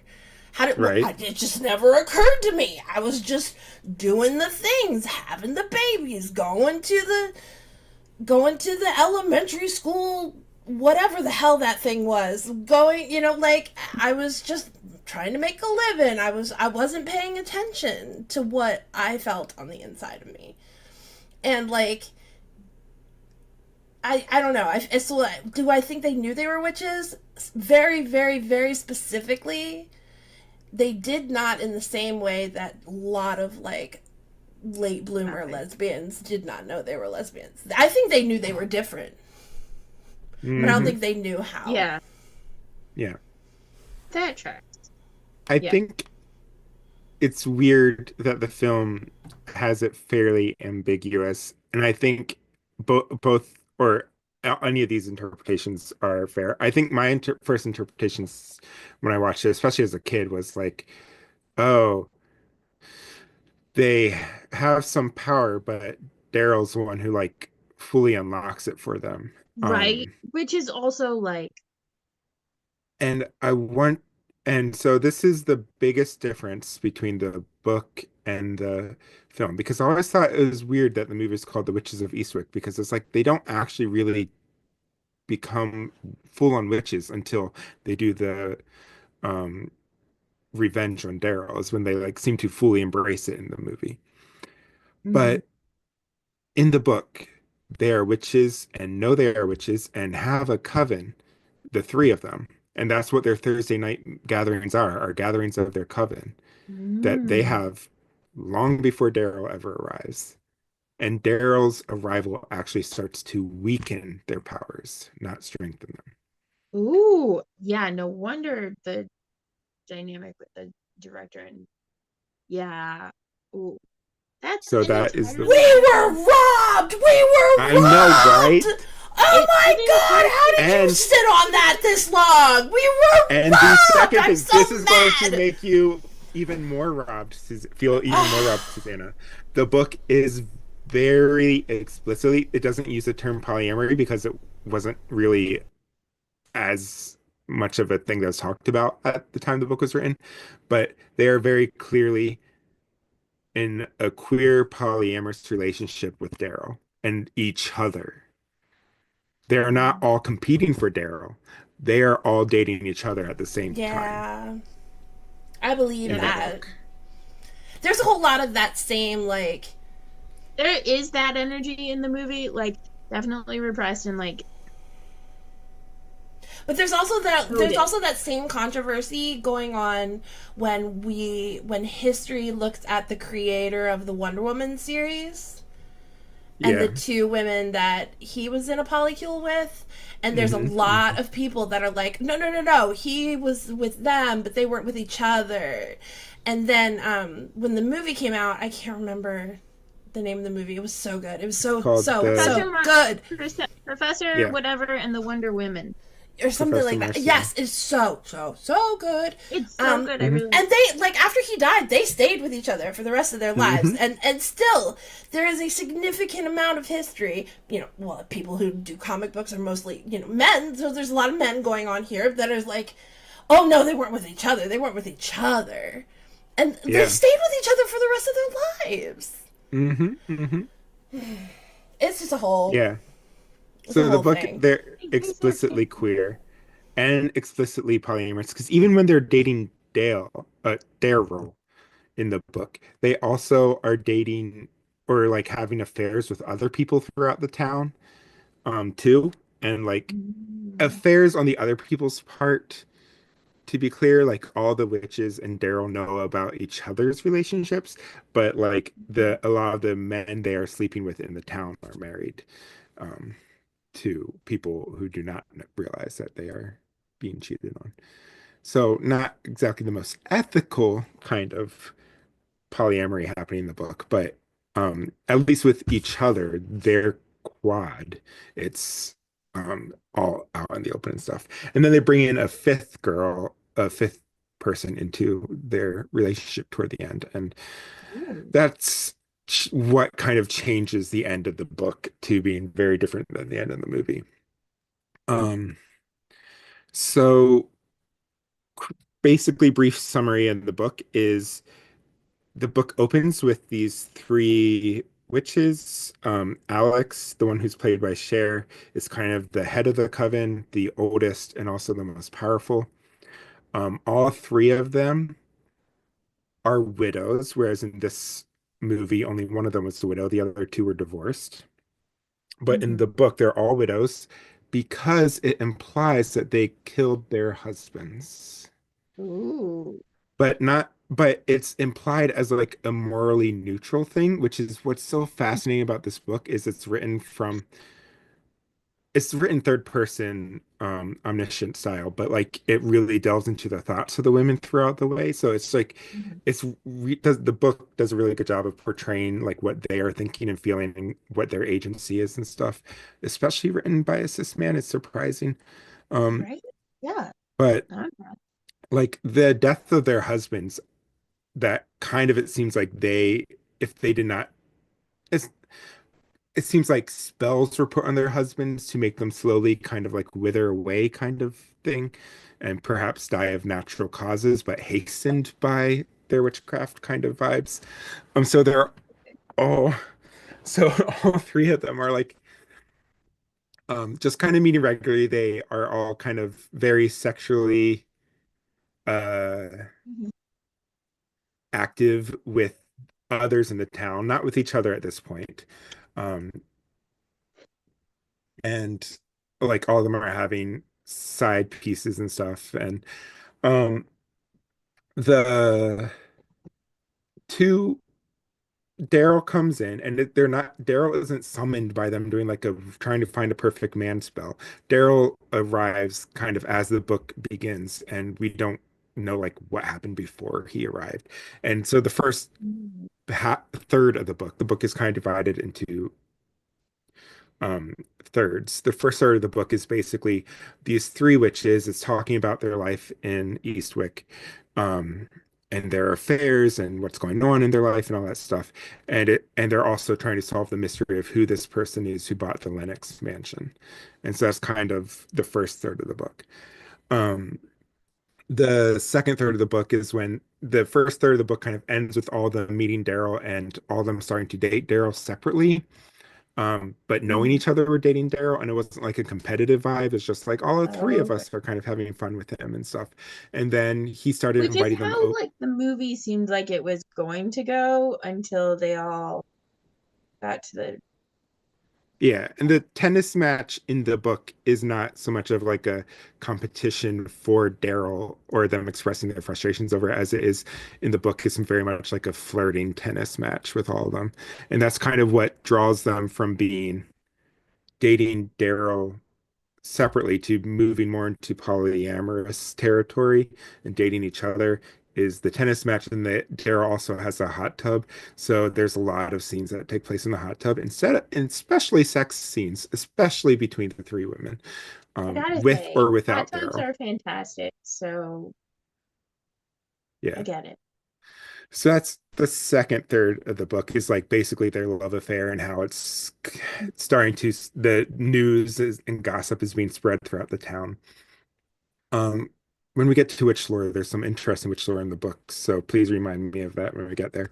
Um, but then towards the end of the book, the person that Michelle Pfeiffer's character is having an affair with, she's having an affair with her newspaper editor. Mm. And the newspaper editor's wife, just like in the film, is very like repressed sexually and very judgmental of them and very much like spreading rumors and being malicious and kind of being a busybody. And so But the is she witches do prophetic, like in the the movie? it's not so much a prophetic Um, as like her just being like you don't like saying to like her husband like you don't need to be with those whores up there. You don't know what they're doing. They're doing all sorts of nasty sex stuff behind those closed doors, like that kind of energy in the book, which she has a little bit in the movie, but there's also this kind of like more prophetic sense, like you're saying, to mhm. it. Uh, she, the witches start to get revenge on her for her being this nasty person, spreading all these rumors by like casting spells on her. Where like one spell is that they cast something on her and she starts random things start coming out of her mouth. And so it's kind Mm. of hinted at in the movie with like the cherries. Series. But in the book, it's whatever they sweep into a dustbin, and then they Mm. put the contents of the dustbin into this like vessel or something, and whatever contents are put in there then come out of her mouth. So it's like not just things like cherry pits, but it's also things like dust and like hairs and safety pins and stuff just start coming out of her mouth at random times. And Okay. and she is becoming so controlling of her husband and stuff that he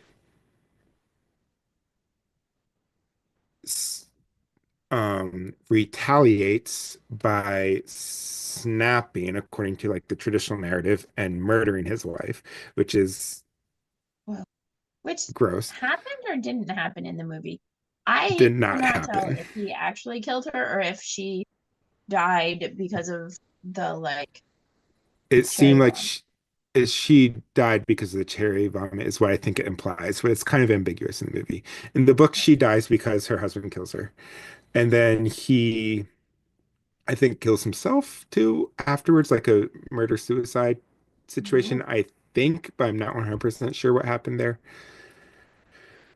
And then there's like all three of the witches have these lovers at the start of the book who are all married, and all of them all their lovers meet not good ends, but it's not necessarily the witches' involvement, but it might be. It's kind of ambiguous, but it seems like their ends are more brought about by their own awfulness as men being awful people. So, like murdering your wife, for instance, and then killing yourself. And then the preacher runs out in town with the younger mistress and stuff like that. So, but one of them, I can't remember which one of their suitors, I think it's the one who killed his wife, had two adult children. And one of them was a young woman who is like 21, 22. She's in college and stuff. Very And susceptible to the lesbian lifestyle. yeah, exactly. And so the witches are like, well, we're kind of indirectly responsible for her parents' death. And I mean, that's not what we wanted, but that's what happened and stuff. So we feel bad. We'll take her under our wing and start training her in the ways of sexual liberation, queerness, and witchcraft. Um, so that's how the second third of the book ends with her, this new person entering the relationship. Her name, I think, was Jenny or something like that. And then the third part of the book, spoilers if you want to read the book, don't listen to this part. Skip ahead like 5 minutes. But the third part of the book is where it differs like the film, the ending of the film and the ending of the book are completely different. So Daryl decides to get married to Jenny, and Jenny decides to kind of betray her three sisters and marry Daryl. And so Mm. Daryl and Jenny start their own monogamous relationship and basically kick the three witches out of their relationship.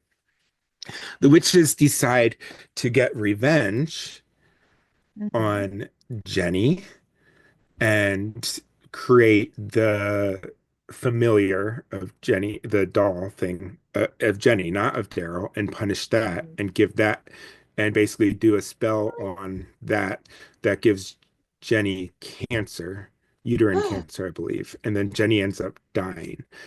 The What? witches, yes, the witches, two of the witches, Cher's character and Michelle Pfeiffer's character. Why are balloons coming up? That's wild. Zoom's new things. Um, yeah. That was So, so weird. Like, right. it's been doing your bubble Thumbs up, I know a thumbs lot. up too, but like, Oh, that's fireworks now, apparently. What is going on? I don't, It's weird. But yeah, so Cher, who plays Alex, and I can't remember Michelle Pfeiffer's character because I think Susan Sarandon's is Suki. No, Michelle Pfeiffer's is Suki. Yeah, Suki and Alex regret the decision and try to reverse the spell because they realize that what they did is wrong and they're acting in jealousy. But Susan Sarandon's character refused, and without her power to help them reverse the spell, they were unable to fully reverse the spell, and Jenny ends up dying from the cancer. Um, Daryl falls under a whole bunch of legal troubles and basically skips town and disappears. And the book ends with the three witches kind of deciding if they should just go their separate ways, and just kind of leave the town of Eastwick behind, especially because Suki and Alex in particular feel like super guilty and bad about what happened to Jenny, or I think it's her name is Jenny in the book, and just mhm. decide that they want a change, and that's kind of how the book ends. Wow. The book is also more ambiguous as to whether Daryl Van Horn is the devil or not. It hints at it, but it never comes out and says. Whereas the movie makes it very explicit at the end that he is the Yeah, devil. he's And there's definitely a devil. also the one thing that I think the movie would be a lot better if they had just dropped the pregnancy plot altogether. That's not in the book at all. So the Yeah. weird them having babies that are the spawn of Satan at the end, just that's completely made up for the movie. I feel like it's made up so that they could do a sequel.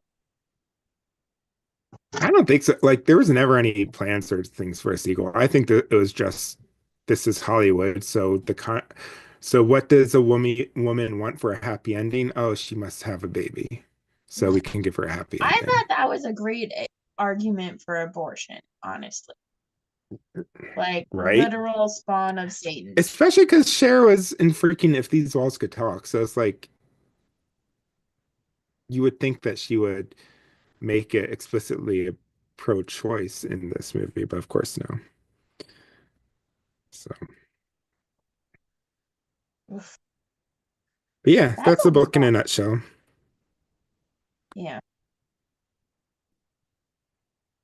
And it changed, like for me, it changes pretty much every one of these categories that we have for a deep dive, which is why I wanted to kind of go through it. Yeah. No, for sure. I was just, well, and I was just trying to, you know, take all of our notes and Hmm. uh put them together into like options. I mean, the for me, the most obvious like starting place, right, is the sexism, misogyny, which comes out in different ways from what you said in the book than in the movie, but it's like everywhere in the movie and most places in the book. Hmm. Right? Like you get the creepy assistant principal-ish person who's sexually harassing Susan Sarandon on the day of her divorce Yeah. and then talking about these days of disintegrating values and divorce. Like it makes my brain stop. Like my brain cannot compute, right? And I mean that's so much like what Susanna was saying with the Mormon housewife. It's so much today of Christianity and that particular like conservative Christian nationalism that like this is the precise like we are trying to instill these values, but Hmm. also not at all care, right? Like you can't instill these values and uplift like that there should be no divorce and that this and that and the other thing, and then also have Trump Hmm. as your like second coming of Christ. Like it does not work. It does not work. Yeah. And one of the things that I really like about the book too is like kind of the moral of the books is like when a man, like women are powerful, and the thing that takes away from women's power is men. And Yeah. that is kind of like the overall point of the book. Even to the Which I point that love. a man will turn the women against each other so that they're harming one another instead of actually harming who should be harmed, who is kind of Mm-hmm. instigating it and stuff. And Daryl is just as sexist and outspoken and stuff and described as ugly. Like one scene I love in the movie is when uh Cher's character Alex says to Daryl, she's like, "You want the truth?" And he's like, "Yeah." And she's like, "I think you're hideous. I think you're," like she just goes through this whole thing like, "I think you are unintelligent." She uses the R word, which is this was the 80s. This was not okay then, but like it was more commonly used then and stuff. But just like goes through this whole rant of all the ways that Daryl is gross. But then she hooks up with him anyway. Weird. But um but yeah, that's kind of the plot of the book too, is like none of them can understand why they're attracted to this man because they're like, he is ugly and he is rude, he is sexist, he's gross, and yet we find ourselves attracted to him. And so it's kind of like I get the sense of like for those of us who like men, it's kind of that like, "Ugh, why? I don't want to. That's how There's you no know good that reason to sexuality like is not men." nearly the choice that people make it out to be because there are far too many heterosexual women for that to be a choice.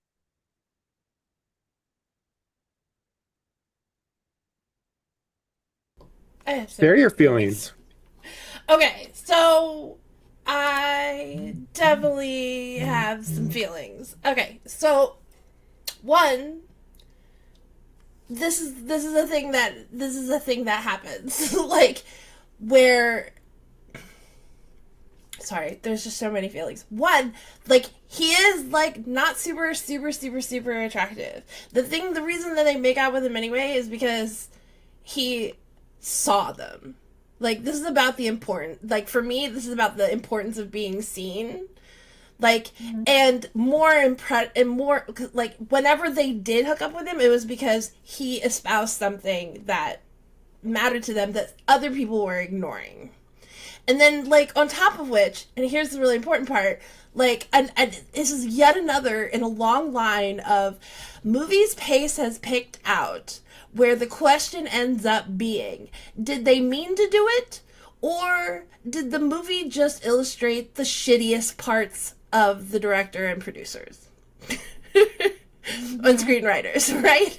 Did they mean to do it? Or did they just reveal who they were, you know?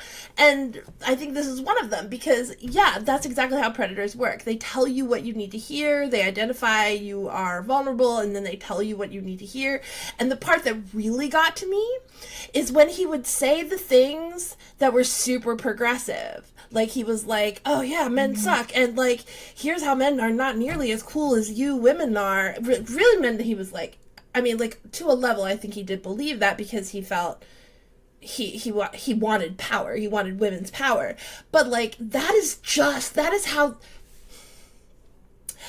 In church circles, there is a progressive church circle of people who are like, yay gay rights, yay women, yeah, we support trans people, yes, we are not racist, we're gonna go ahead and be a whole bunch of white people on a racial justice committee. And like, but at the end of the day, those things are performative with a goal. And progressive circles and progressive ideology are like the perfect entree for a predator. Because the bar is so fucking low. The bar is so fucking low that all you need to do is say the right things on Facebook, or in this case, talk about liking music, or in this case, talk about, like, yeah, you're sad because the world seems sad. Like, and that was, like, the bar was so low. He didn't actually have to do anything.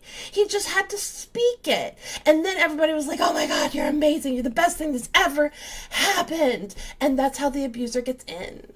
In fact, I would venture to say that in progressive circles, it is easier for an abusive person to get in than anywhere else because the bar is so low. The door is not locked.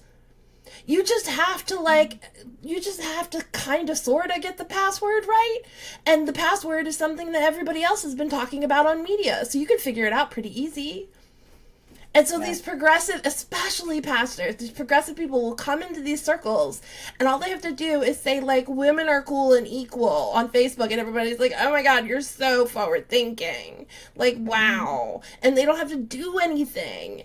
And that's how they end up hurting other people. Because when they get in there, the rest of the world has been like, oh yeah, like, well, he couldn't possibly do that because he espoused this one thing that was pretty, like, 101 level justice. And everybody just let him in. Of a certain former pastor of yours, which I won't say anything beyond that. The thing is I couldn't honestly right now know which one you're talking about because there are so many of them. I'm thinking about one who invited you to a coffee shop for an extended meeting. I was going to say, but there are many of them. That human, that asshole, that one was a guy. That asshole is the perfect example of this. He's a guy who comes in saying, I think women are equal, like, and he puts it out there. He literally put a rainbow sign on his church, the church that he was going to refuse to do an RIC session in. The one the church that he said he does not need to have any LGBTQ competency in order to pastor. But he put the sign on there. He put the rainbow sign on there to draw in all the queers that were like, oh my God, a rainbow sign on the church. that's how low our bar was. We didn't actually like make sure that there was policy and procedure in the organization's like documents that would protect us. We didn't actually make sure that queer people were in leadership. We didn't actually make sure like we just saw the rainbow, and that was the bar. And that's how they hurt us, because they put up these low bars. RIC, to be clear for those of you who aren't Lutheran, it's a Lutheran nonprofit that specializes in training mostly ELCA, Evangelical Lutheran Church in America, and Evangelical Lutheran Church in Canada, ELCIC churches, on queer competency. And recently they've also started training on anti-racism as well. And so it's a process that a church can opt into. Also, for clarity, RIC is the name of the program, Reconciling in Christ. Yes, thank you. The organizations opt into. Reconciling Works is the name of the organization itself. Y'all, but I gotta interject here. The only thing they require for the stamp of RIC is that you have the welcome statement mentioning queer people in you have a welcoming statement.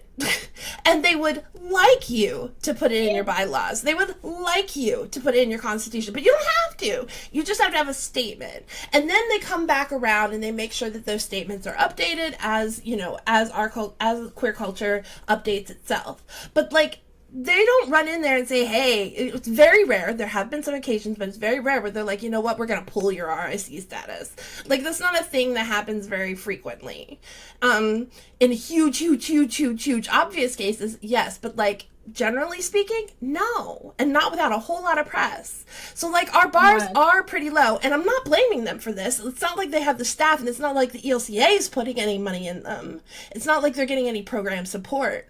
But like, our bars are really low. And he was like, nah, I'm not going to do that. I'm not going to put a welcome statement in here, but I'm going to leave this rainbow sign up on our website in our church. Yeah. It's a mess. I fell for it until we got in a fight. And I was like, oh yeah, this is all performative. And that's the thing, right? Like, we all fall for it until it bites us in the ass. And and part of my struggle, right, is like, how do you warn people when they haven't had the experience of getting screwed over? Yeah. Right? Like, how do you say, hey, I know there's a rainbow flag. I know the sign says all are welcome,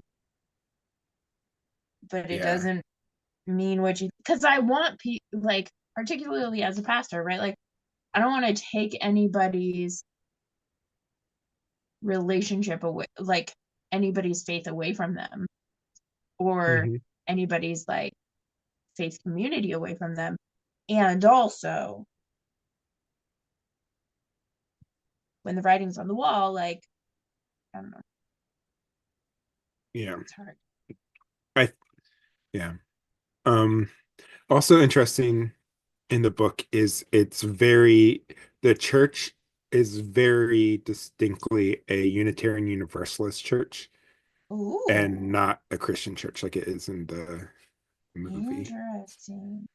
And that makes the concept of Daryl being the possible devil even more interesting, because John Updike himself was from New England, and I believe he also frequently attended Unitarian Universalist churches and stuff. So it's kind of this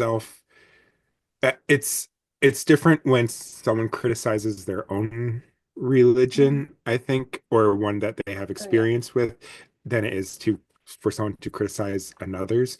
And so John Updike, I think, is making a commentary on, us Unitarian Universalists are too scared to say evil exists in the world, and yet, so when he comes in, no one is prepared for what happens if the devil actually shows up at your door, which I think is a very interesting kind of commentary on that church in the book. Yeah, that's fascinating. I am quite curious, actually. Like, what did either of you who are super theologically trained have any insights about the passage that was being read when he was brought into the church, the Elijah passage, or what that was, or the context of it, or Oh, yeah. So that that was really like well chosen just for like for the words that were said as the door closed, right? But it's when Elijah wants to see God and so goes up into the cave, and God is not in the fire and not in the earth, like not in the big, loud, noisy things that we think of when we think of like a very powerful God, but God is in the still small voice. And so the passage that gets read, like right when he closes the door, is when it says, "But God is in the still small voice," and not all of the big chaos and stuff that this guy just brought into the church. Hmm. Um, so okay, okay. yeah, it's a fairly like we do read it in the Revised Common Lectionary. Um, but Yeah. I couldn't tell you when it comes up. It's in the Hebrew scriptures. In the book, there is a fairly similar scene um, where the pastor of the Unitarian Universalist Church is one of the men that one of the witches, I don't remember which one, is having an affair with, and then he ends up abandoning his post and runs off with a mistress. None of the witches, but like makes a complete left turn and runs off with somebody who is much younger and stuff than him. And so he Mhm. leaves the church without a pastor. And so while they're waiting to call a pastor, there are several people who are like from the congregation who are just preaching and leading the service. Yeah. And there's an extended scene in the book where Daryl is leading the service and he reads from, and he's like, I know we don't usually read from the Bible in this, but I'm going to read from Genesis. And he goes through like the reading through, like, there's this very long sermon, and he's talking about like ecology, and he's talking about like how God created women and men to be different. So a lot of some of the kind of the same stuff he's saying in this one, except he's talking about the Elijah passage instead. Or I don't think he's even talking about it. I think he's just ranting at that point. But in the book, he's referring to Genesis as he's kind of going through it and stuff, and talking about God's created order, and it's very funny because at that point you're starting to question like, is this the devil? And then he's saying a lot of he's like shit talking God a lot, and it's like very funny. This like why did God do this? God must be just trying to punish us and annoy us by giving us women and stuff like that. It's like, okay, Yeah. dude. Um, and then there is okay, so there's a conversation I want to have about this movie's feminism Right. and kind of the s- it's kind of like popular second wave with some third wave influence feminism pop culture that this movie and a lot of movies of this time period have, and really kind of do a queer criticism of it. And I want to be clear, like I'm doing this as somebody who identifies as a non-binary trans person and as a trans woman. So it's like hear this as me critiquing feminism from that point of view and not as somebody who is a man or masc presenting person critiquing this, because I think it lands differently. But Hmm. this movie's feminism is really fucked and is really gender binary and is really turfy, and also seems to be this Hollywood obsession with making women's liberation essentially equate to sexual liberation, and Oh yeah. this distinct fascination with saying a woman can free herself from the patriarchy by having lots of sex. And so it seems to be this With a very, man. yeah, with a man. Or if they're having with each other, it's still very much like the way a male gaze would imagine women would be having sex with each other as opposed to like Mm, actual true yeah. sapphic stuff. Um, So they're scissoring, basically. yeah. So it's like, which is fun, don't get me wrong. I've scissored, but like it's not the main way sapphics have sex. It's a Mhm. sometimes treat for many of us. Not like, and some don't scissor at all, and some don't have sex at all. Anyway, so I really struggle with this movie because, or with this kind of brand of feminism, and I would say with feminism at large, although queer informed feminism and stuff is emerging, and feminine, and especially like um, womanist feminism and Mhm. stuff like that is just really awesome. And pop feminism is just really lacking. And one of the ways it's lacking is this weird obsession with what makes women unique and somehow relating it to this unique sense of what a woman's experience is, as if there's one monolithic experience Mhm. of what it means to be a woman.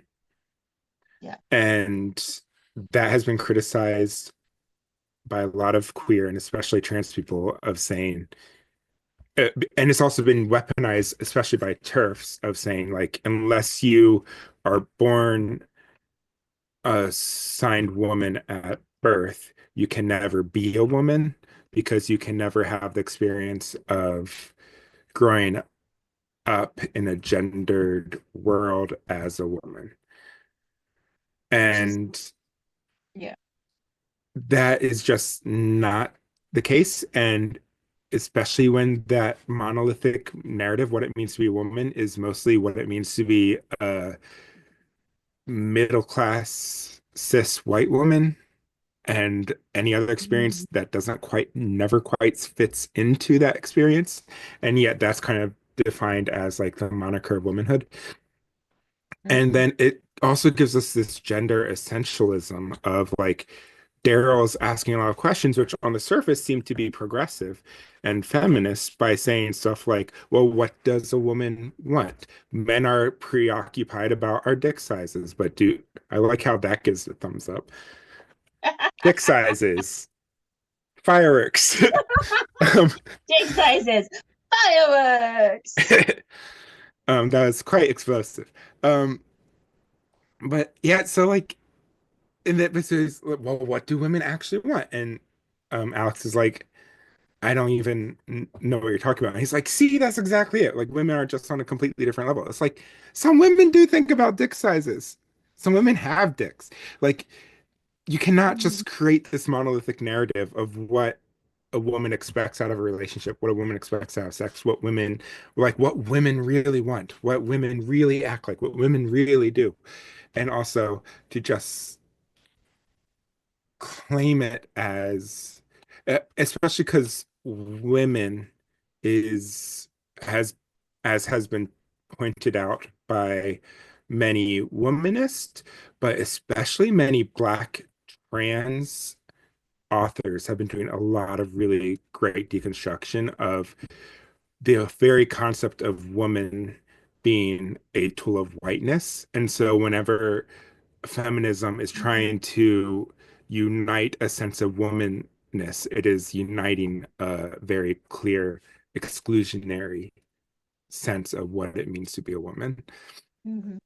And so, like, so I feel like this film just kind of gets trapped in that. And even the book, to an extent, I mean, John Updike's a white dude.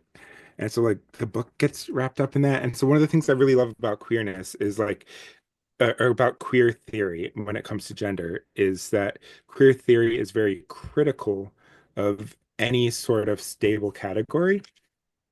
And Mhm. so what it means to be woman is something that varies from performance to performance and is reified into performance itself. So that's kind of a lot of big academic keywords to try to summarize. It's like saying there is no such thing as woman. except in the moment it is being perceived. Beyond that, there's no such thing as women. So it's always this fleeting category. And yet, queer theory also recognizes the ways in which we need to have stable categories like woman, like lesbian, like gay, like queer, like transgender, for political progress under a certain under our current political framework. But the problem is like queer theory kind of makes a criticism that like if we focus too much on gender politics and too much on identity politics, then we start to trap ourselves into these categories that become stable. And we are also, by doing so, excluding people who do not fit into these categories.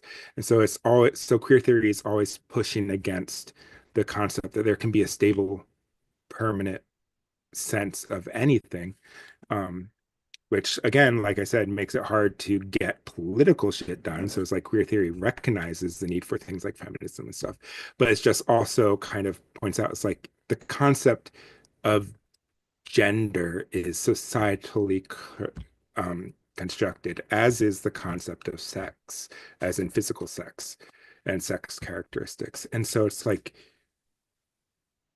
so it's kind of, so queer theory is kind of like saying we cannot get too comfortable in the sense of saying, uh, in trying to do equality between genders and stuff like that, because that's ultimately re continuing to construct these genders and reinforce them and reinforce the binaries and stuff like that and the power dynamics. And this all kind of stems from Foucault too, who basically says that when we, in his History of Sexuality, he does this amazing thing where he's talking about sex as in the act of sex. And he says, we have this narrative in our society that sex was repressed in the Victorian age. And in our modern age, we can finally start talking about sex and liberating ourselves from those outdated puritanical and Victorian notions of what sex is and stuff. And he says, but when we talk about sex, we are actually being the ones who are the Victorians. The very first chapter of his book is called We Other Victorians, as in saying, like, we are doing the very thing we're criticizing others of doing by being fascinated with sex and naming sex and turning it into a clinical thing that can be studied or a political thing that can be legislated. We are actually being more restrictive of sex than we are claiming the Victorians were. And it's kind of this very like satirical, like tongue-in-cheek kind of thing of saying, like, you all are coming to this book to read the how scandalized the Victorians were about sex. Well, let me tell you, you are the ones who are scandalized by sex. Yeah. And it's very fascinating reversal. And so I feel like, and then Judith Butler does that kind of same thing with gender and saying like, when in us thinking we are liberating ourselves as women, we are actually reinforcing binaries as what it means to be a woman and kind of reifying that. So it's just fascinating stuff. Is it Butler who talks about positional discrimination and positional gender? Positional identity? Positional Perhaps. identity. Like, and I think the positional, like, I think it's Butler, but I remember the first time that I was reading about it, it solved so many problems for me, and it was the problems that I needed to have solved, because identity politics is a double-edged sword, and I don't believe the critics, the political critics that have been like, oh, our problem was the Democrats played too much identity politics. We didn't play enough, right? But Trump has gotten better at identity politics than we have, like way better. So I do think, however, that positional, what is it called? Positional identity. So it's like, for instance, like, I may not necessarily be female, but the rest of the world perceives me as female.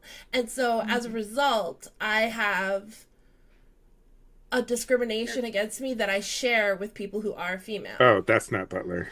It's something like that. But I think it helps. It helps because there Yeah. are.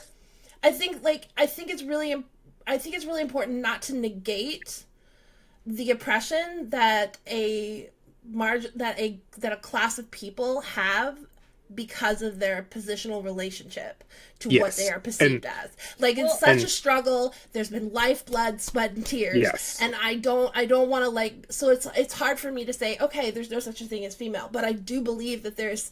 Because I mean, it's not hard for me. Yeah, Like, I think for me, I feel like that that's not everybody. that's Like. not Butler because yeah, but I also hear what you're saying because Butler is very kind of clear on the sense that gender is something. So this isn't disagreeing with what you're saying, but I think trying to speak to what I think Butler says about it is this sense of our perception and stuff can gender is one of those things that a performance will always ultimately fail.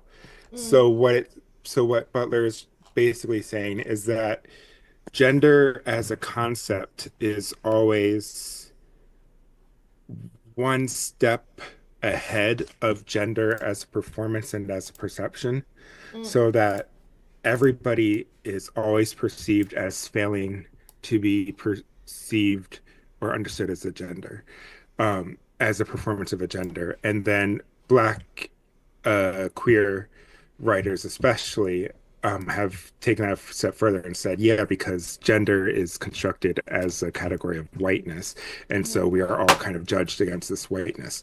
But I do hear what you're saying about the sense of perception, and I think the pushback that this isn't something that I think Butler would say, but Butler is very much more the anarchist of gender as a concept, I think, especially in their more recent works and stuff. But I think what a lot of people who've tried to kind of unify feminism and queer theory have said is that gender perception and the ways in which people receive gender instruction and gender discrimination mm-hmm, is can be talked about broadly, but still that category can never be stable because everybody can experience that. Everybody experiences their instruction and judgment and perception of gender differently in every situation. And so it's like for me, I could speak to myself as like someone who was assigned male at birth. Um, in a room of mixed genders, mm-hmm, some people would assume I was a man or read me as a man or a boy, I mean. But I was always also not read as a man or as a boy by many of my classmates who would read me as a other or a queer or a woman or a sissy or something like that. So that I never, so while I may have appeared as a boy, I never was I was never in a stable place to be a beneficiary of male privilege, as an example. And so that doesn't mean that I don't have my own internalized misogyny and stuff. All of us do, regardless of our gender and all that. But like, it is saying that like there's no such thing as, for me, in my experience, there's no such thing as a stable sense of benefiting from being seen read as a boy. If I was in a particular situation, it would be fleeting in that situation. But like by and large, I did not have a consistent experience of being benefiting as being read as a boy. And so so a lot of trans people have especially pointed that out and said that like we can we can definitely say that people who are read as girls and as young women and stuff like that, and people who are read as gender divergent in other ways fairly consistently can experience similar things, but but that's less of a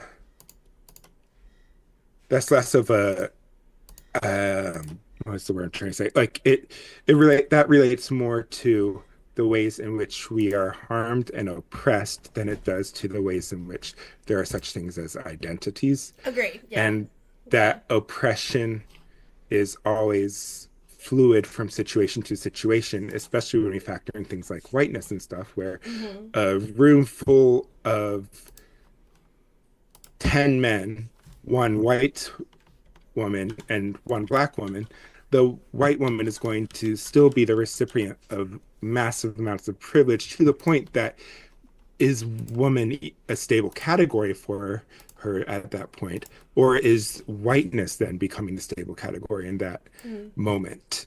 Um, and so the binary kind of shifts in that moment just by who is based there. And so it's like the binary still exists, but like the binary isn't a stable, just gender binary when whiteness or ability and other stuff come into it. So it's just all that is to say is like for queerness and for Butler, it's very complicated. It's hard to say that. It reminds me of when I was in Argentina, and I was trying to find the article that we read, and I don't remember who it was or what it was titled because I read it in Spanish. It was translated from English to Spanish, but it's like the paradigm or the paradox or something of the closet, and it gets at the like that there is both privilege and oppression in the closet, and so frequently it is viewed as one or the other. And I think part of what we're talking about with like positional identity, even in the like, and in Pace, you're kind of shifting it to stable versus unstable identity. You're not saying those are the same thing, but like shifting more into like the stability of the identity as a way of talking about maybe the more privileged identity. But I think it's the catch-22, right? Like, and as a non-binary person who frequently gets read as a particular gender, I have had it was I think a Black woman who first like named positional identity in a way that I was like that like introduced me to positional identity. But it was this like if you are getting, and it's like what you're saying when there's like one white woman, one Black woman, and a whole bunch of white men, right? Like how do you get subsumed? And for that white woman, like the whiteness comes out a lot, as does the womanness, but like the positional identity of being white, the positional identity that I have when people misgender me is one that in some respects affords me privilege, and in some respects just is a different kind of oppression from being a white non-binary person. Yeah. But I think it's tricky because I think there is a different dynamic to how we all experience our identities, but also particularly around privilege. I think it's important to acknowledge the positional identity stuff because without like some sort of acknowledgement of it, it feels like a good way to like dismiss potential privilege that we are given, just from not. Yeah, I I think wasn't talking about privilege. Like, let me finish what I was about to say. I know. In the beginning. I'm trying to contribute to this conversation. Mm-hmm. I was not trying to say what you were saying. Okay. I'm saying my thoughts on positional Okay. identity. Because I think that, like, for me, positional identity comes in most when we're talking about privilege. And when we dismiss positional identity, it can be a way of like hiding or not acknowledging actual privilege, like privilege that we are granted. Maybe not in all circumstances, right? Like not a stable privilege, but it's still a privilege. And I think that it's really hard to talk about, right? I don't Yeah. want to talk about my positional identity because it's not my identity, but it is one that is Yes. imposed upon me. I think Yeah. Yeah, I think that I think as you're talking about positional, it is something I have heard and read about, but I do think it is perhaps more out of black feminism or womanism or maybe even black queer stuff than it would be Judith Butler too, because it sounds very much like that. And I think that's a good point you're bringing up, and I'm glad you are. Is like to talk about privilege is different from talking about identity and the ways in which privilege plays out sometimes overlaps with how our identity and sometimes doesn't, or sometimes is disparate from it. And yet, Mhm. um, and so queer theory is talking about identity specifically as opposed to, in this particular instance, I'm talking about identity specifically, not about privilege. Queer theory does, of course, talk about privilege too in ways. Um, Can can I um, finish where how I started? yes, What? Okay. please. So like, reason I brought up the election is because I was saying that positional identity, talking about identity politics is a double edged sword because it does stereotype people as a monolith. That's the bad side. And then the good side is that it does give them something to organize around. Okay, like, Yes. right, so like there's this double-edged sword of creating community versus Hmm. stereotyping.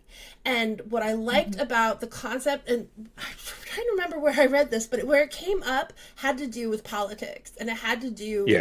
more with less with privilege and more to do with community, and it had Yeah. to do more with, yes, this is an identity that I don't have, but because I am perceived as this identity, I have some things in common with people who do have that identity, Hmm.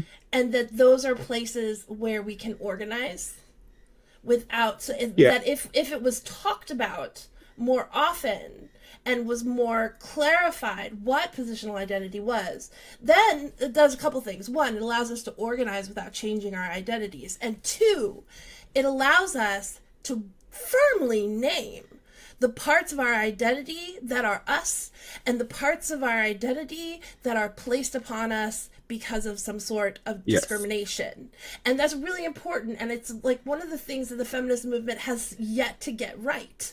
And black women are Hmm. the ones who are fixing it, honestly. Is that like, is that I am, my definition as a woman has to be something that I come from, that I have. It can't be that I am a woman because people who look like me are people who are bleeding to death in a parking lot because Roe was overturned, are people who are killed at once every 45 seconds in a domestic violence gun incident. Is that like, I can't define my Hmm. identity entirely by that, but it's important that I name Yes. that. So And like having some sort of way of taking identity and splitting it, not splitting it, but having parts of, but being able to take part, look at our identity and say, this part of my identity isn't something that I came up with, but was something that was thrust upon me, and it was thrust upon you in yes. a different way, and that's where we have community. Allows me to build community with people who don't have the same identity as me, but who experience the same things as me, Yes. and I don't have to like change my identity and who I am in a way that is it completely in line with the oppressor and not Yeah. And myself. I want to be very clear here too about when I say identity, I'm speaking of something that overlaps greatly with what you're speaking of as identity, as I am hearing it. And also, I mean it a little bit more nuanced in queerness. And so, first, I want to say is that I want to just be outright and say for all of our listeners, especially if you're not a trans woman, I want to be abundantly clear that TERFs are absolutely wrong in saying that trans women at any age um, necessarily receive male privilege. That's just categorically something that cannot be true about the trans women community as a whole. That's not to say some people don't and some people do, but just to name it as something that TERFs often say about male privilege and trans women, and that's why trans women can never be real women, is because they experience male privilege. And many trans women talk about saying no, even when I was thought I was a man or was perceived by those around me as a man, there was always a misogynistic way in which I experienced harm around gender, as if I was always categorized as woman in some ways. And so, like, I think it's one of those things that needs to be said for to kind of combat the ways that people with very loud voices, like J.K. Rowling, talk about trans people. That much aside, but just for our listeners to know that that's the where we stand on that. That much aside, when we talk about identity, one of the things I was saying is like there's a difference in political identity. There's a difference in self-proclaimed identity, and there's a difference from saying that identity is something that is a stable category that people are in, or people transition from one to another identity or something like that. And queerness is specifically not discounting the importance of political identity or community building for identity. Or I would say queer theory also does not disagree with positional identity as I understand it. But I am saying that queerness is always very particular in saying that in every instance, identity is what we think of identity is something that is in perpetual deconstruction of itself and destabilized, so that the human experience be when the human experience is labeled as an identity, the label is inherently a lie. And I think that a good way to compare this to theology, since we are a theology podcast, is to talk about the difference between cataphatic and apophatic theology, which are big fancy words. But cataphatic theology is the type of theology that says things about God, like saying God is good. And apophatic theology is the theology that is the theology of negation. It says that we can't, no words we use to describe God can describe God. God is too much beyond description. So everything we say is inherently short. But since we need to talk about God anyway, we need to figure out how we can talk about God knowing that what we're going to say is going to be inevitably short. And so some people will say God is not evil, because can be a true statement, because we're just saying what God is not. But if we try to say, well, God is good, that's still inevitably a failure. Others will say that any language we use, any other apophatic theologians like Sally McFaig will say the language we use for God is inherently a metaphor. So as long as we understand that it is a metaphor and therefore not necessarily a stable category, then we can say what we want to say about God, but we have to make sure that we always know it's a metaphor and it's not actually who God is. And so queer theory, I think, is similar in that is an apophatic vein of philosophy when it comes to things like gender and sexuality, in saying, yes, we can say labels, and yes, they exist for these reasons. However, we always need to make sure that we recognize that these are metaphors. These are not actually who we are. And I think that's the I like it. difference. I like that That's a the lot. caveat I would say about queer theory. I like it. That's helpful. So, yeah. We also get to see you at your very, very, very best. Yeah, Professor Pace. I'm sorry. I'm a nerd. But like, that's that's when we get to see you at your very, very, very best. And that's the Oh, important thank you. stuff that I don't think that lay people get a chance to hear. Right? Yeah. Like, I think the three of us pretty much differ on this in a lot of ways, but, like, I think that as we hear each other's stuff, we broaden what we have. Yeah. In a And I'm way not that's saying, really helpful, and I love that about us. And Yeah. and lay people do not get this chance. They don't get Right. to do this. They don't get to sit around and talk about apophatic, like metaphorical nature of God. Like, that's not something we get to do. and I think I'm too the busy. wild thing is, We're stuck. I just want to call out. yeah, Pace is amazing at this, and Pace is an excellent example of what happens to queer people in church. Because Pace's mother is a pastor. So, like, this is what happens. We all end up having to become theologians in some freaking way. Like, I don't have any theology background. Let's be really clear. Like, and I'm talking about positional identity. Like, we have to, because we don't get to have these conversations. We have to go in there and we have to deal with, like, the story of, what does the story of the eunuch say? And this one passage said you can't lay with a man, and like, and so we have to learn theology, and we end up in these kinds of conversations. So I just, if you're feeling lay and you're like, oh my god, I wouldn't know this, how could I possibly know what Pace is talking about? This is how I learn shit, is listening to Pace. We have to teach each other. That's exactly. Like, that's queer And history, I and want that's to be queer clear, culture. 100%. And I want to be, oh, go ahead, Emily. I just want to push back one thing, Susanna. Okay. You said you don't have any theology. You don't know any theology. That's a lie. You don't have academic, like, higher theology. Yeah. Right? I don't. You don't have a graduate degree in white people theology. Correct. But you do have your lived experience. Yes. And you have thank you. Been a member and an active participant in, like, a community of faith and theological conversations for a long time. That is exactly what theology happens. Going to say too, is like, this is for me a mutual relationship in the ways we talk about theology here and elsewhere in my life. I mean, I work at a church and I work with a lot of parishioners, many of whom don't have much education beyond high school, or even don't have a completed high school education. And yet I see, like, I'm going to tell you all the stuff I learned, but I want to hear what all the stuff you learned too. Like, it didn't need to be in an academic room for it to be important or true. And so one of my favorite teachers from undergrad, Derek Nelson, talks about this a lot, of like the theology, the average typical person theology that we encounter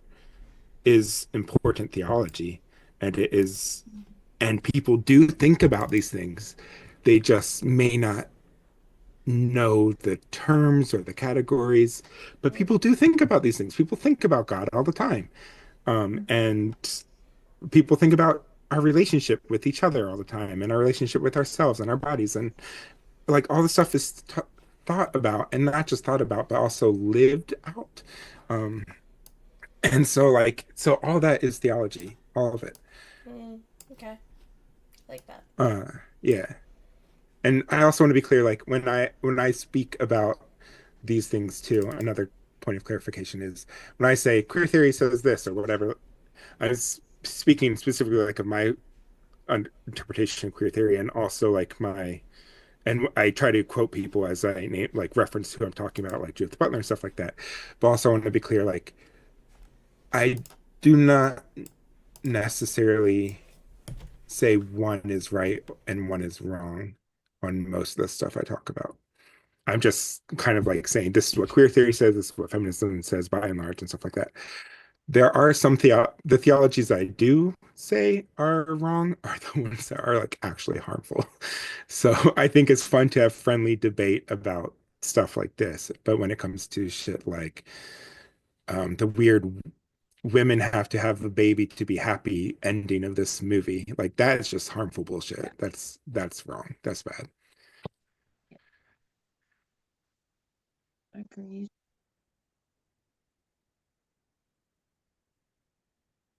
Anyway, so Yes. Back to the I movies. like, I'm There's so glad, I'm much in glad you this contributed to movie. it. There does the is. man bun. Well, The Right? and man bun. I think that It, that really though gets at, so wait for it. I think that really helps, like, think about, and this is kind of what I proposed in my one sentence summary, right? Is this queer family of choice, or is this male centered orgy harem thing? Right. mhm. And I, to a certain extent, because we are queer, we can read ourselves into it in our own ways. And we have, right? Like Susanna named it very explicitly Yeah. at the beginning. And I think from the sounds of it, the book does this a little bit better. Well, it does it differently. Because in the end, the women choose each other over Daryl, even in the movie, right? Like in the movie, and Hmm. turn the great Daryl TV off for their Yeah. sons, because of course they only have sons. Um, Yep. they're triplet sons who all have the same color hair as their mom. Right. Um,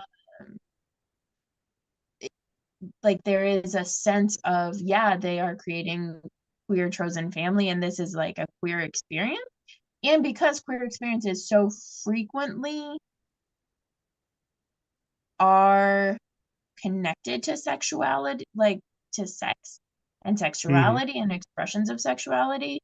And this it is more complicated than that, and especially like as we grow in our awareness of asexuality and aromanticism and demisexuality, like, but historically, I think queerness has been in recent history tied very much to sexuality, and so like their own like liberation and the problematic nature of your liberation must be via sexuality. But it also is a way of experiencing the world that we've done and like that Hmm. we frequently will live into. Yeah. Um, And there's nothing wrong with being cis and experiencing liberation sexually in a cis or straight relationship, yeah, to be but clear. I think, I It's mean, just queers are better. I mean, what? No, I didn't yeah, say that. it's like, I mean, sure, base, I guess that that's nothing wrong with that.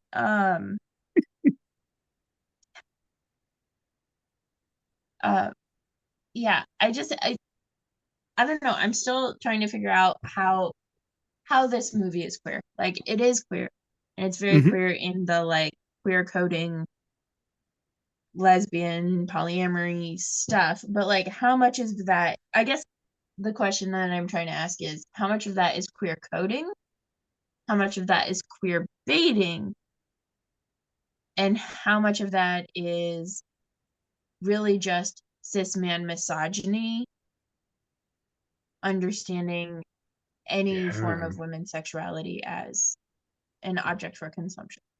Yeah. And I think it's kind of one of those things that's like, yes, it's all of it. But like you said, like how much of it is each.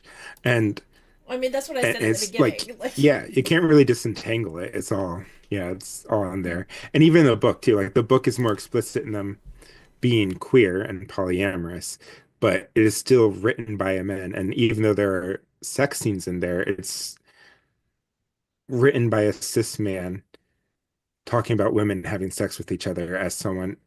And so it's like, again, going back to experience and identity, it's like you can talk about things with which you have no experience. However, it is best to listen in those situations from Mm-hmm. people who do have that experience. So for a cis man writing about lesbian sex, even though it's in some ways intentionally queer and trying to talk about it from a woman's point of view, he's still ultimately going to fail because like that's not who he is or his experiences. So it's like it's always going to have an aspect of a male gaze to it, even when it is meant to be empowering of women and intentionally queer. Yes, and so right, like I follow this one TikToker, CM Alonji, and I'm not sure if I'm pronouncing her name right. She does cafe latte, and um, out of that is coming a book, but like it's like this ongoing story about cafe as an FAE latte. This cafe that also has like mystical and magical creatures and stuff. And Mm-hmm. one of the things that she said that she talked about um in like one of her TikToks that was like not part of the story was like when she was in November, I think, for Native American Heritage Month. Um, she was like wanting to incorporate like the location is Minnesota, and so she was wanting to incorporate um one of the like more mystical people in a native culture in um and I don't remember all of the details. But so she was like thinking about particular cultures and particular um tribes and stuff, and so like way ahead of time put an ask out of like, hey, this is what I'm doing, this is what I'd like to do. I'd love your feedback. Let me know if you have any recommendations that you'd like to share, that sort of thing. And it's like the number of different responses, right? Of no, you can't do this, that's ours, you don't get it, you don't get to do that. And oh, I think it's great, I'm glad you're doing this and doing the research, here you go, and like everything in between and beyond.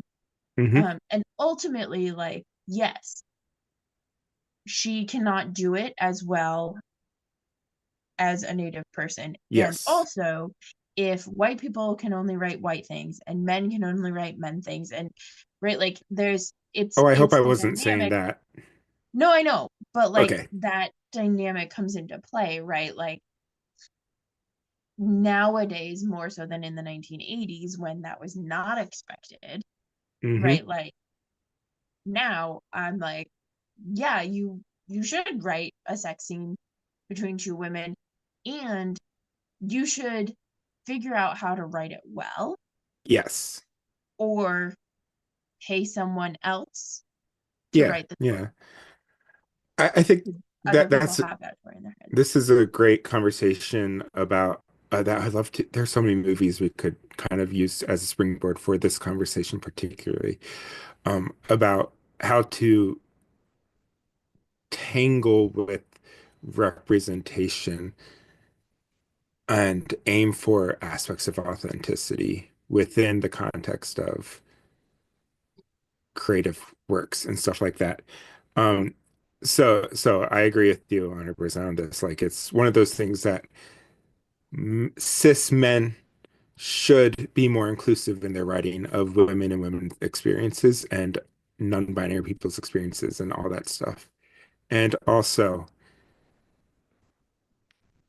kind of like you and it's that and also pieces. And also we need to empower, not just empower, but not empower, that's not even the right word, but give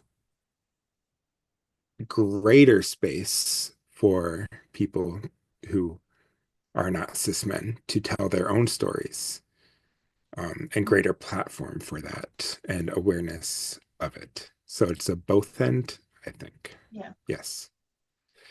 Yeah. Um,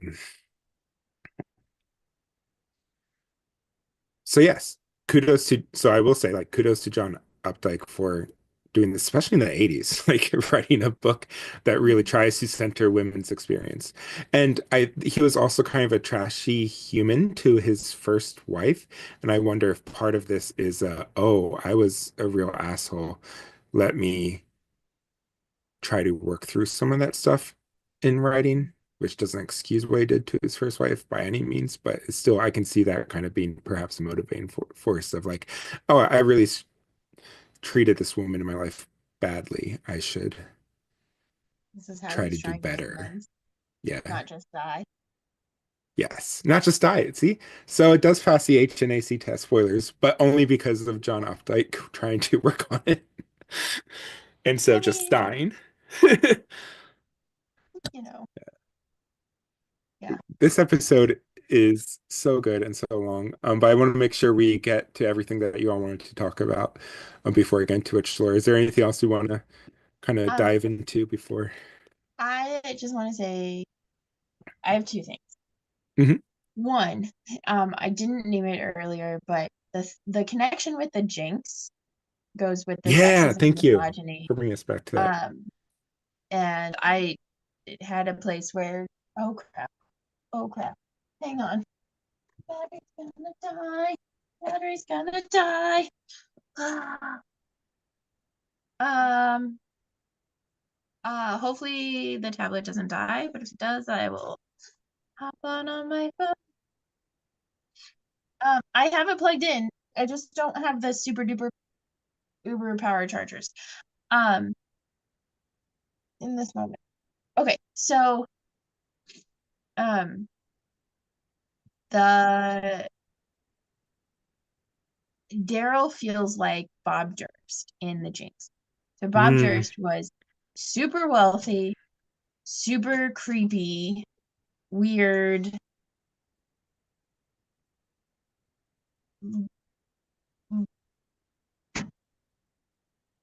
like had a compelling magnetism kind of thing about him. That people just got like sucked in by. And for Bob Durst, because he had all of this money, uh, okay.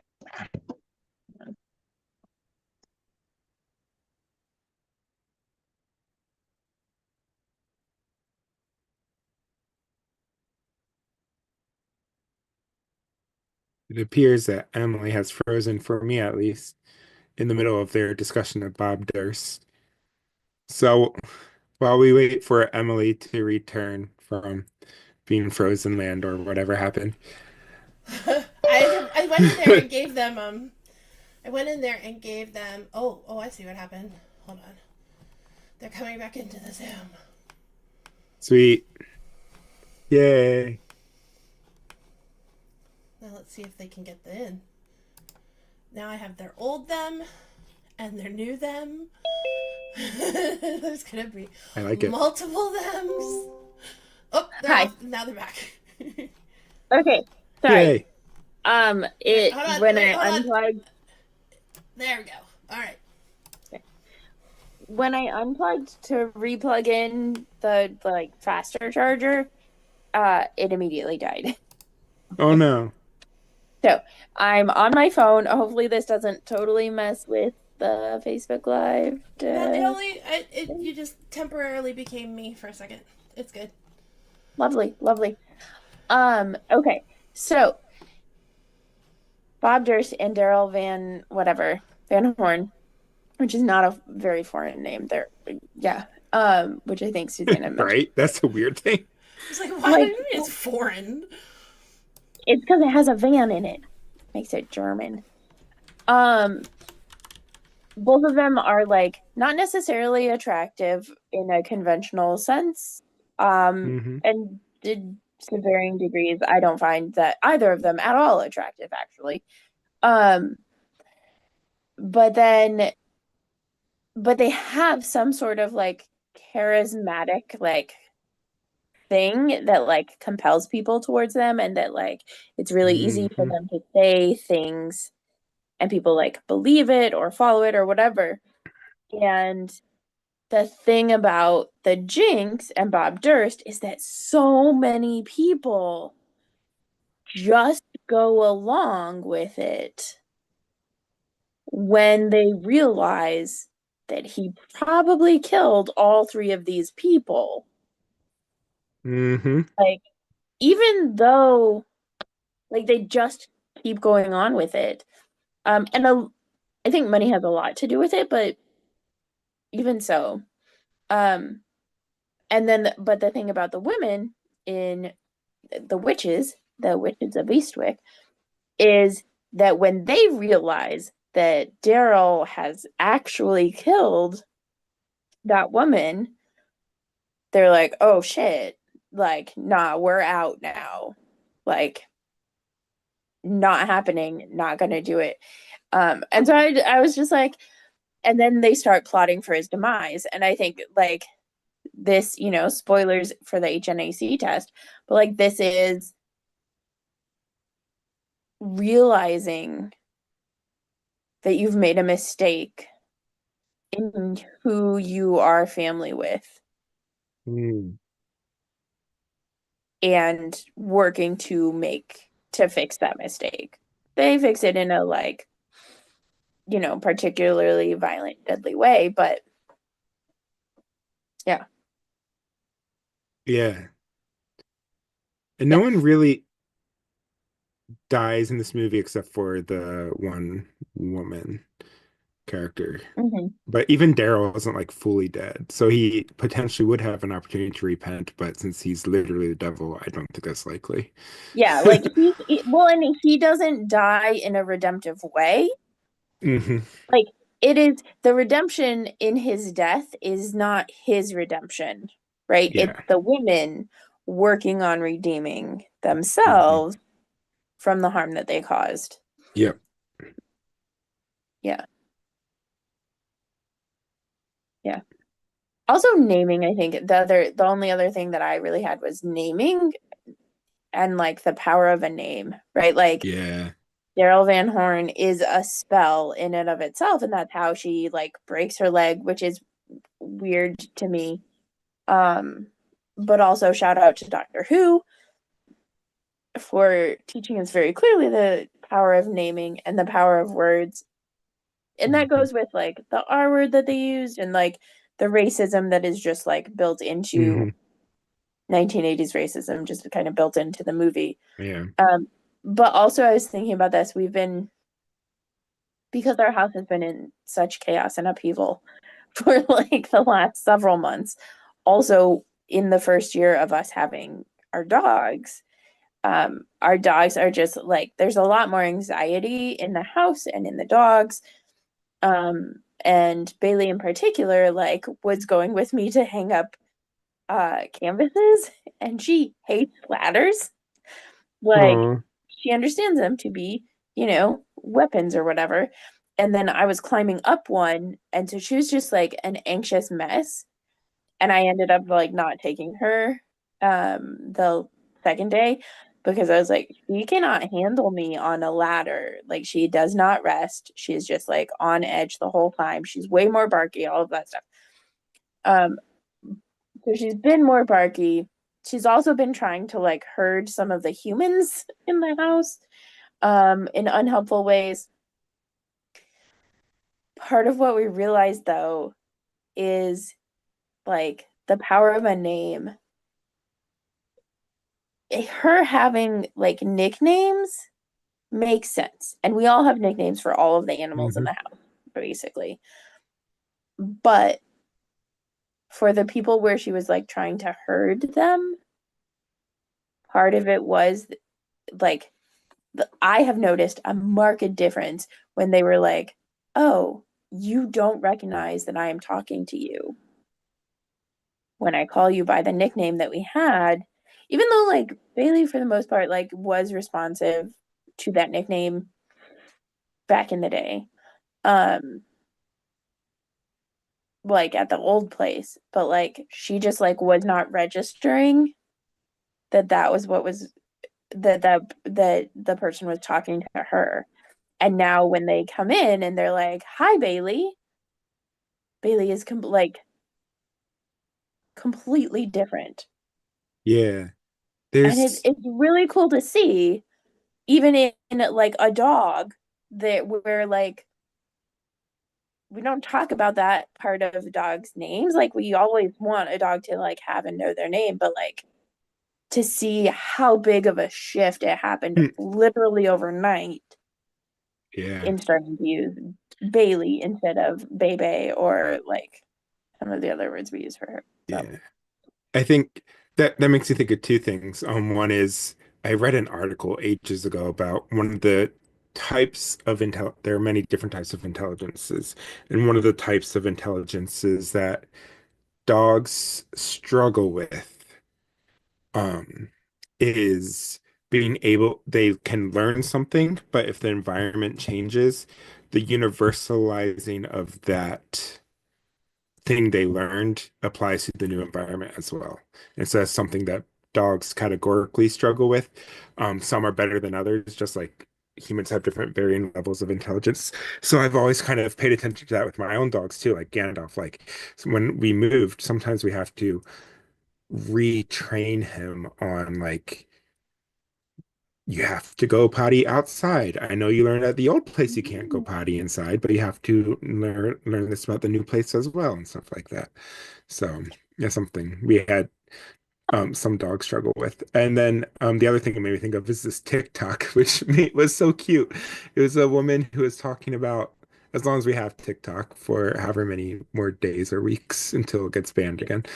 Yeah. But there's this woman talking about how she made the realization that she doesn't think she ever taught her dog her own name because she's only ever talking to the dog, like saying the dog's name. And so she had this TikTok video of where she goes to her dog and she's like, I should introduce myself to you after 6 years or whatever. My name is like really cute. Yeah.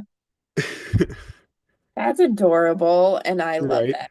And now I want to watch her introduce herself to the dog. Well, because Yeah. we do it because we have like so many humans in the house. Yeah.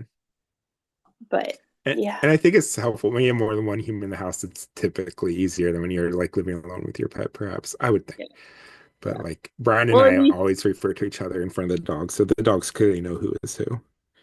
yeah. Well, and we have like our dog parent names Yeah, that's and true like too. aunt and like we don't have any dog uncles, but like the aunties Yeah. in the house. Um, Yeah. yeah, that's fascinating. I didn't know that. That makes so much more sense though. Hmm. And some dogs like, and with different things, some dogs like get it, or some will be able to do some universalizing for some things and not for others. So it's different for each dog. But I just remember that article was very eye-opening for me, especially with my experience with Gandalf. Um, I guess we can then move to witch lore, though.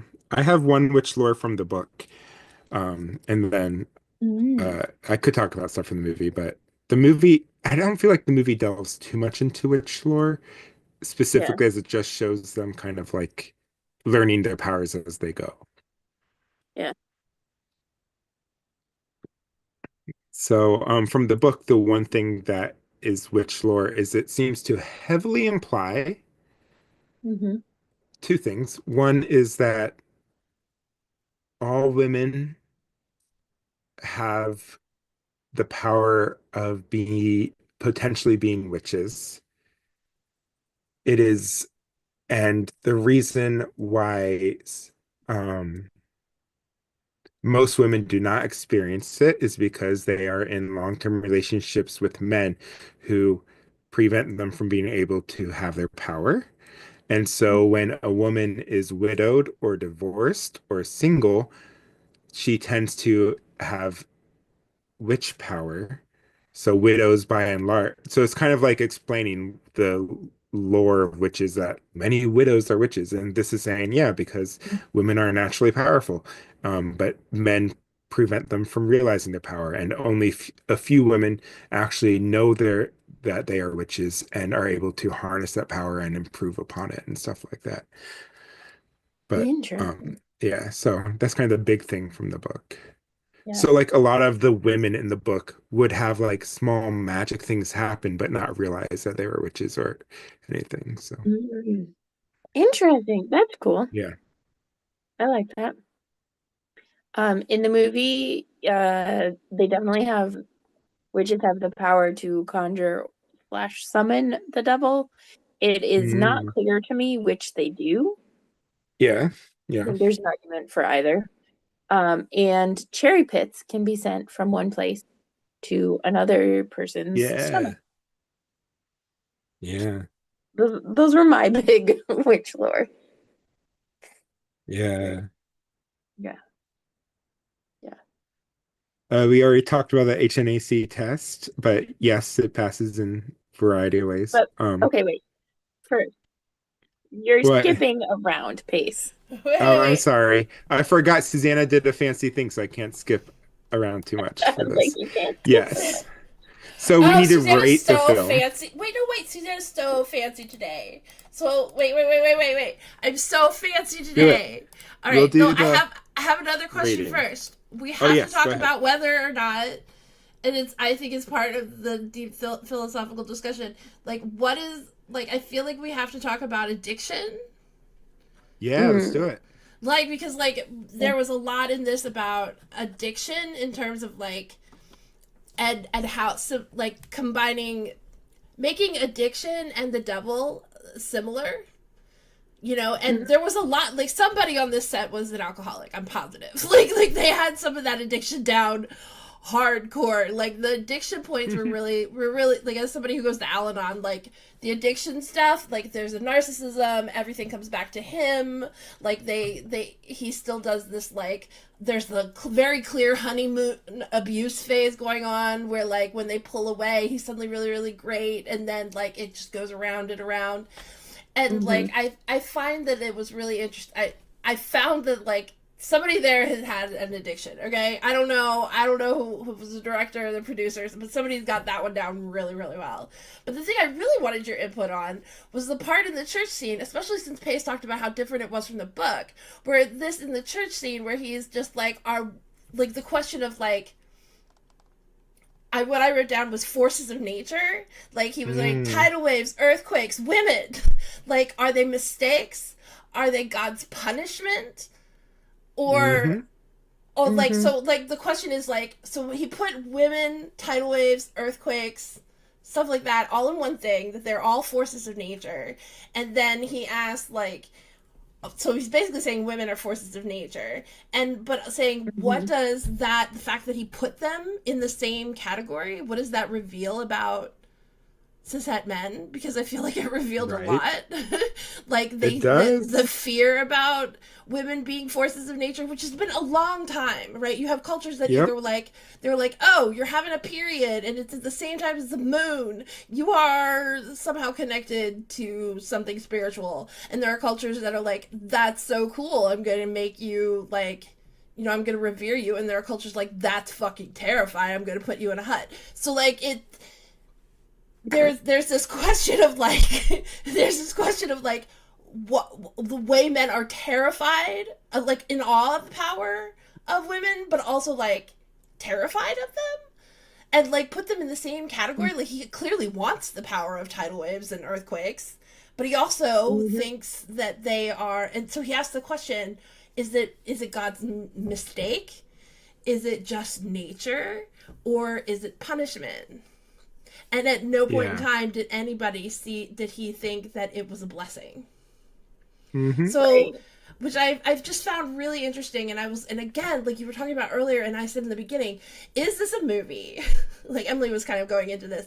Is this a movie that revealed like the misogyny and the fear of women of the people who produced it? Or was it the point? Were they like enlightened people who were trying to make a point? Or did it just reveal like the worst of them? But I thought it was really fascinating that the culminating point in the movie, like the pinnacle part of the movie, is women are like nature. And is that a mistake? Is it a punishment? Or is it just the way things are? And there was a lot of theology in that, and I'm surprised that Yeah. neither of my theological compadres here have You wrote comrades. Force of Nature. Excuse me. You wrote Force of Nature. I'm not about to steal your words Mm-hmm. from you. But I'm wondering what you thought about the theology of that. Like that never Well, I like feel, yeah, I think that's, um, I kind of talked around it earlier. I will say it's like that weird gender essentialism is kind of the point I brought to it. But I'm really glad you bring this up because of the ways in which classical dualism, in the way it has become expressed through Christianity, especially, is that whiteness and maleness are above nature, and everything else under this is part of nature. So women are essentially tied to nature. Black people are essentially tied to nature in ways that a white man is not. And it's just that kind of classical dualism of how you categorize things. And so women are then also tied to the body, whereas men are tied to the mind and all that stuff. It's just, and it just shows up all in lots of gross ways in Christian theology. It shows up a little bit in the Bible, but it's really kind of more of a really reared its ugly head in the church fathers and afterwards, like people like Thomas Aquinas and stuff like that. Yeah. And, Well, and the part that is most interesting to me, right, is there's the allusion to there the reference definitely I think draws on Genesis and the story that Christians have of Adam and Eve and original sin and stuff. And when I was listening to like just literally all I've listened to so far is the introduction of Braiding Sweetgrass. And Robin Wall Kimmerer, though, talks about the story of how Turtle Island was created and the woman who danced the mud around the turtle's back, and then because she's a professor and so she teaches environmental studies and stuff, and the non-native student who can't think of a single interaction between humans and nature, A, think that humans are not part of nature, and B, can't think of a single interaction between humans and nature that has been positive, where humans have positively contributed to nature. And she uses the analogy of this woman and Eve not colliding, but like encountering each other, and like the woman just being like, yeah, you got the raw and like the short end of the stick on that one, because of how Eve has been characterized as like the toil and the food that you get being by the sweat of your brow, and like all of this stuff that is just like prescribing, that we think of as prescribing hardship and like difficulty, when it's really just like trying to explain why those things already exist in like the myths that make up like the origin myths of Christianity. But Yeah, and it's very fascinating too. When we talk about the creation myth too, is the way that dualism shows up in the creation myth in a way that it doesn't in many other Near Eastern religion. Dualism shows up in both. I mean, in all the above, but there's a distinct way it shows up in Genesis that is different from Greek traditions and many other Near Eastern traditions of most creation traditions from that area talk about there being a feminine divine and a male divine that go at war with each other. The male divine wins, and the feminine divine becomes the earth. Whereas and there's a battle that happens between them. Whereas the Genesis version specifically does not have a battle, but still has a feminine aspect, which is the formless void, and then a male deity subduing the female with just a spoken word. And oh yeah, so I thought there's it a was like very, flirting and seducing, but okay. yeah, I mean, you can interpret that way too, but that's kind of like the way I think it's been pointed out that the Genesis narrative is different, which is just fascinating. I like the interpretation of seducing though. I like that more. But yeah, I think Susanna and I actually did like in 2021 when JM was doing the Easter Vigil, we did the Genesis 1 creation account, and I'm just saying, not yeah, a I new love it. idea. It was very sexy. It was very, very sexy. The idea of like the idea of the clash and the pull and the push and pull between the earth and the sky. I mean, Yeah, like it's very I love sexy. it. The separating the waters from above from the Right? waters below. If you Hello, that is some if sapphic you shit. all have not read one of the most erotic Gnostic pieces and also proto-feminist Gnostic pieces of writing from the Gnostic scriptures, read Thunder Perfect Mind. I beg of you. It is this long form poem about the feminine divine, and it is very erotic, and it is amazing, and it makes me think a lot of like what you guys are saying now about that interpretation Genesis 1. So Thunder Perfect Mind. You can find translations of it online for free. But I think now we can finally rate Okay, the wait. film. Okay, yeah. Read the film. Okay. Okay. So out of 10 spell books or grimoires, or however you want to define it, they do read out of a spell bookish kind of thing in this. Um, what would you rate it? And do you have a favorite kill? Trace, you have to go first. I have to go first. Yeah. Uh, since I talked about the book so much, I'll rate the book as a 7.5 out of 10. I'll rate the movie a 6.5 out of 10. Um, Mm. and the movie would have been higher, except for reading the book and seeing how different it was in the ending made me real, or not the ending, but like kind of the moral of the story makes me like be like, oh, but the movie could have been so much better if they just leaned to that a little bit more. My favorite kill, it has to be Daryl, right? Like, I mean, he's not like totally dead, but just like the But like torture they put him dead through enough. with the like Yeah. and spitting out the cherries, and he's like in the middle of his sexist rant about them. They're like making him like spit out cherries and shit. Oh, It's I just so love it. I great. love that. Yeah. Yeah. What Um, about you all? yeah. Daryl is definitely my favorite kill as well. I particularly love when he turns into the Voldemort baby.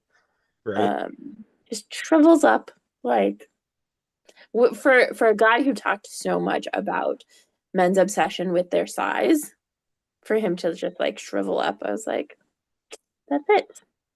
Hmm. Hmm. Um, I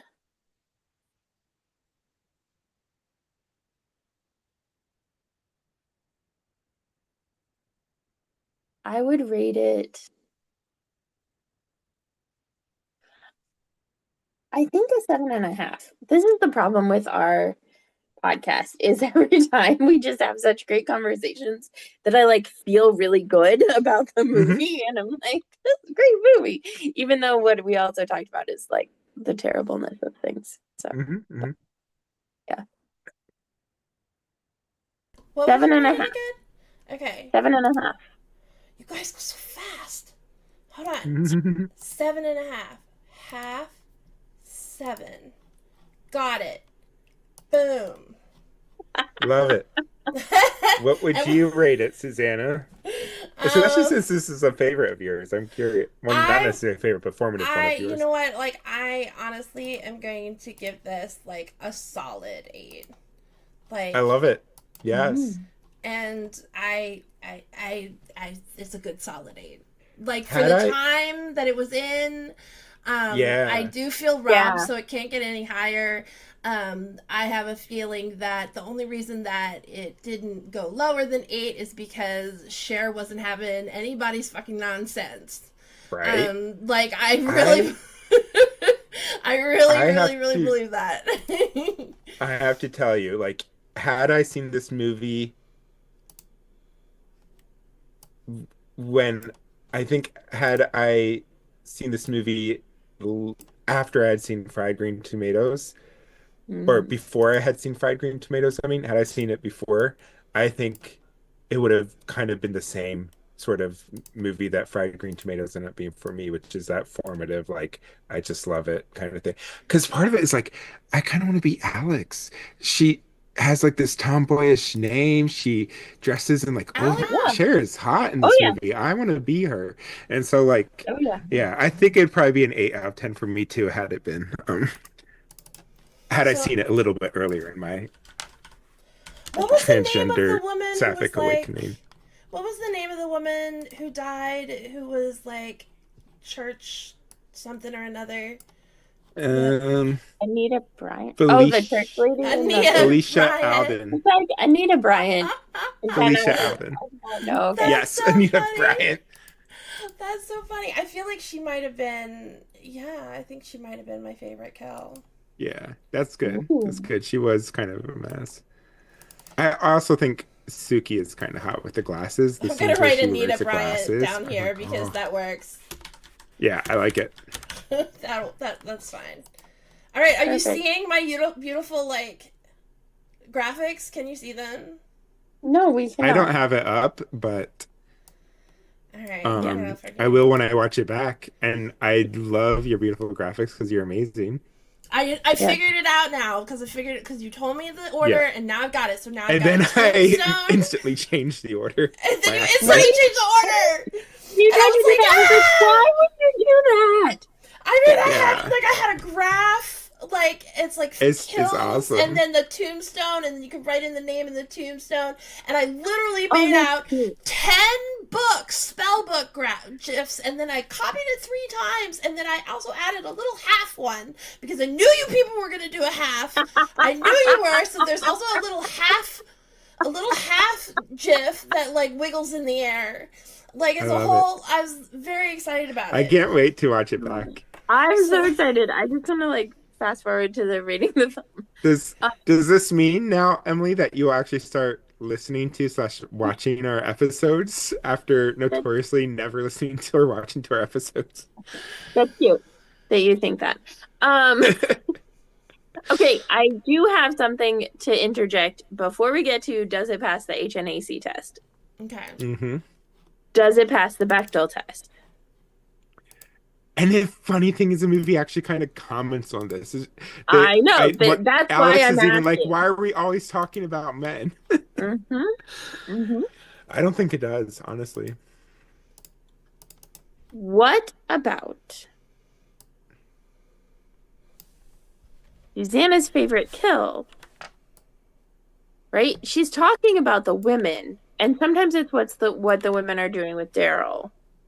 But is it always about what the women are doing with Daryl?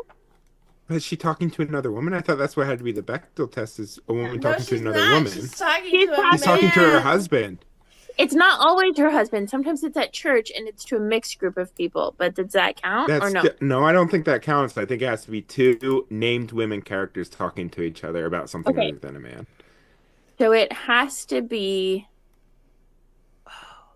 Is there okay? Who's the doctor at the hospital? I don't remember. At a woman or a man? I don't remember. It's a man. It's a man. Yeah, I don't think it passes the Bechdel test. It does not. I mean, there is a moment when they are both in the hospital room with her that they're talking about how she feels. It very quickly Yeah. becomes like he did this to us. Yeah, I don't think that passes. Don't think that's enough to pass. Okay. Or the like, hey, it's not real snakes. Focus on me. Okay. Right. Yeah, I was just trying to see if I could find a teeny Which I tiny. think is Which also is a little bit yeah. telling about late 80s pop feminism, as depicted in Hollywood, specifically, Through the by male mainstream cinema. There have been a lot of great feminist, more indie movies that came out in this period that are fantastic, but Yeah. mainstream cinema. Okay, does it pass the HNAC test, though? I think we already answered this. I mean, you kind of did briefly, but like there are a But I lot of think you different also ones, said it right? about Like, the women redeeming themselves. Yeah, too, I right? think that they do start to redeem themselves. Yeah. So I think it super passes the HNAC test in respect to them. Not in Hmm. respect to Daryl, because it's not even Yeah. applicable because he doesn't try and redeem himself at all. Yep. He just digs into his awful behavior. Yeah. But this is a new one to share on our socials, whenever we're Yeah. sharing our HNAC test, that this one passes. Hmm. Super Hmm. passes. All It right, so does. we're saying for the women, it does. Yes. Okay, I was gonna say no And because I thought we were talking about the big bad, but okay. it's got it. anybody Not who redeem has the redemption arc. Oh, so anybody who has the redemption arc? Yeah. Oh, And I think If okay. the you were, only redemption if arc in you, here is the women one. yeah. So it only applies if there is a redemption arc. If there is a redemption arc, is if the person's redemption comes through their own death, Then it does then not pass. it does not pass. And if they not only live but actually start to repair the harm that they did, then it super passes. Okay. Yep. All right, Pat. And I with a big and fat I also check said mark. it. Yep, and I also said it passed for the author John Updike if this was in fact his way of trying to work on redeeming himself for being an ass to his first wife. Um, Not that he successfully redeemed himself. We're not saying that, but that he is attempting, um, without dying. Yeah. The next movie we're going to cover Well, is a pick of. excuse you. You didn't ask if I had Oh, jump scares. I had I'm no skipping jump all over scares. the place. I Are you know you sure? are. This was a very scary movie. I know it was so scary. There were no jump scares. None at all, to my knowledge. Yeah. But the next movie Is one you picked. is Matilda, the 1996 version, because I love it. Apparently there's some controversy about whether or not Matilda is a witch or not. So I'm extra Yeah, I excited. think that'll be our witch lore section. We'll have to talk about that Yeah. debate. I'm super excited because I love this movie back in the day. And then once we watch it, then our nerds, our horror nerds will also, and horror buffs will also get to check out our movie commentary on Matilda the musical, Yeah, which so I'm just excited on all counts, really. It should be quite delightful. can't believe this episode's almost 3 hours long. Look at us, we did it, Joe. I was gonna say you started out this episode talking about how long that one episode was, and I was like, "Do you not know that that's like standard for us now?" Yeah, but the problem with that first one was there was no Structure. format to it. It was Yeah. 3 hours of Just sitting and talking about. just sitting and talking about the movie without like any clear direction or organization to those thoughts. That's fair. That's fair. Yeah, but so finally, after 3 hours, that's it for our show. Our theme music was by Matt May, and our super witchy tech magic was by Susanna Porter. Horror Nerds at Church releases seasonally with a live video on Tuesday evenings and an audio on your favorite podcatcher on Thursdays. Please comment, rate, and subscribe to us on YouTube, Apple Podcasts, Spotify, or wherever you get your podcasts. Support us on Patreon and get access to exclusive movie commentary episodes, BooTube episodes, and more bonus content by going to patreon.com/horrornerdsatchurch. It starts at only $5 to sign up, which is significantly cheaper than going to the doctor for a broken bone or hemorrhaging or literally anything at all. Sometimes even cheaper than messaging your doctor a question. Mhm. Follow us on social media, Facebook and Instagram at Horror Nerds at Church, and Blue Sky and Twitter at HNACPOD for all the latest updates about upcoming films, news, and other announcements. Until next time, don't raise the spawn of Satan.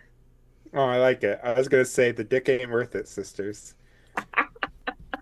Also that. I was gonna say, have sex with your friends. Yeah.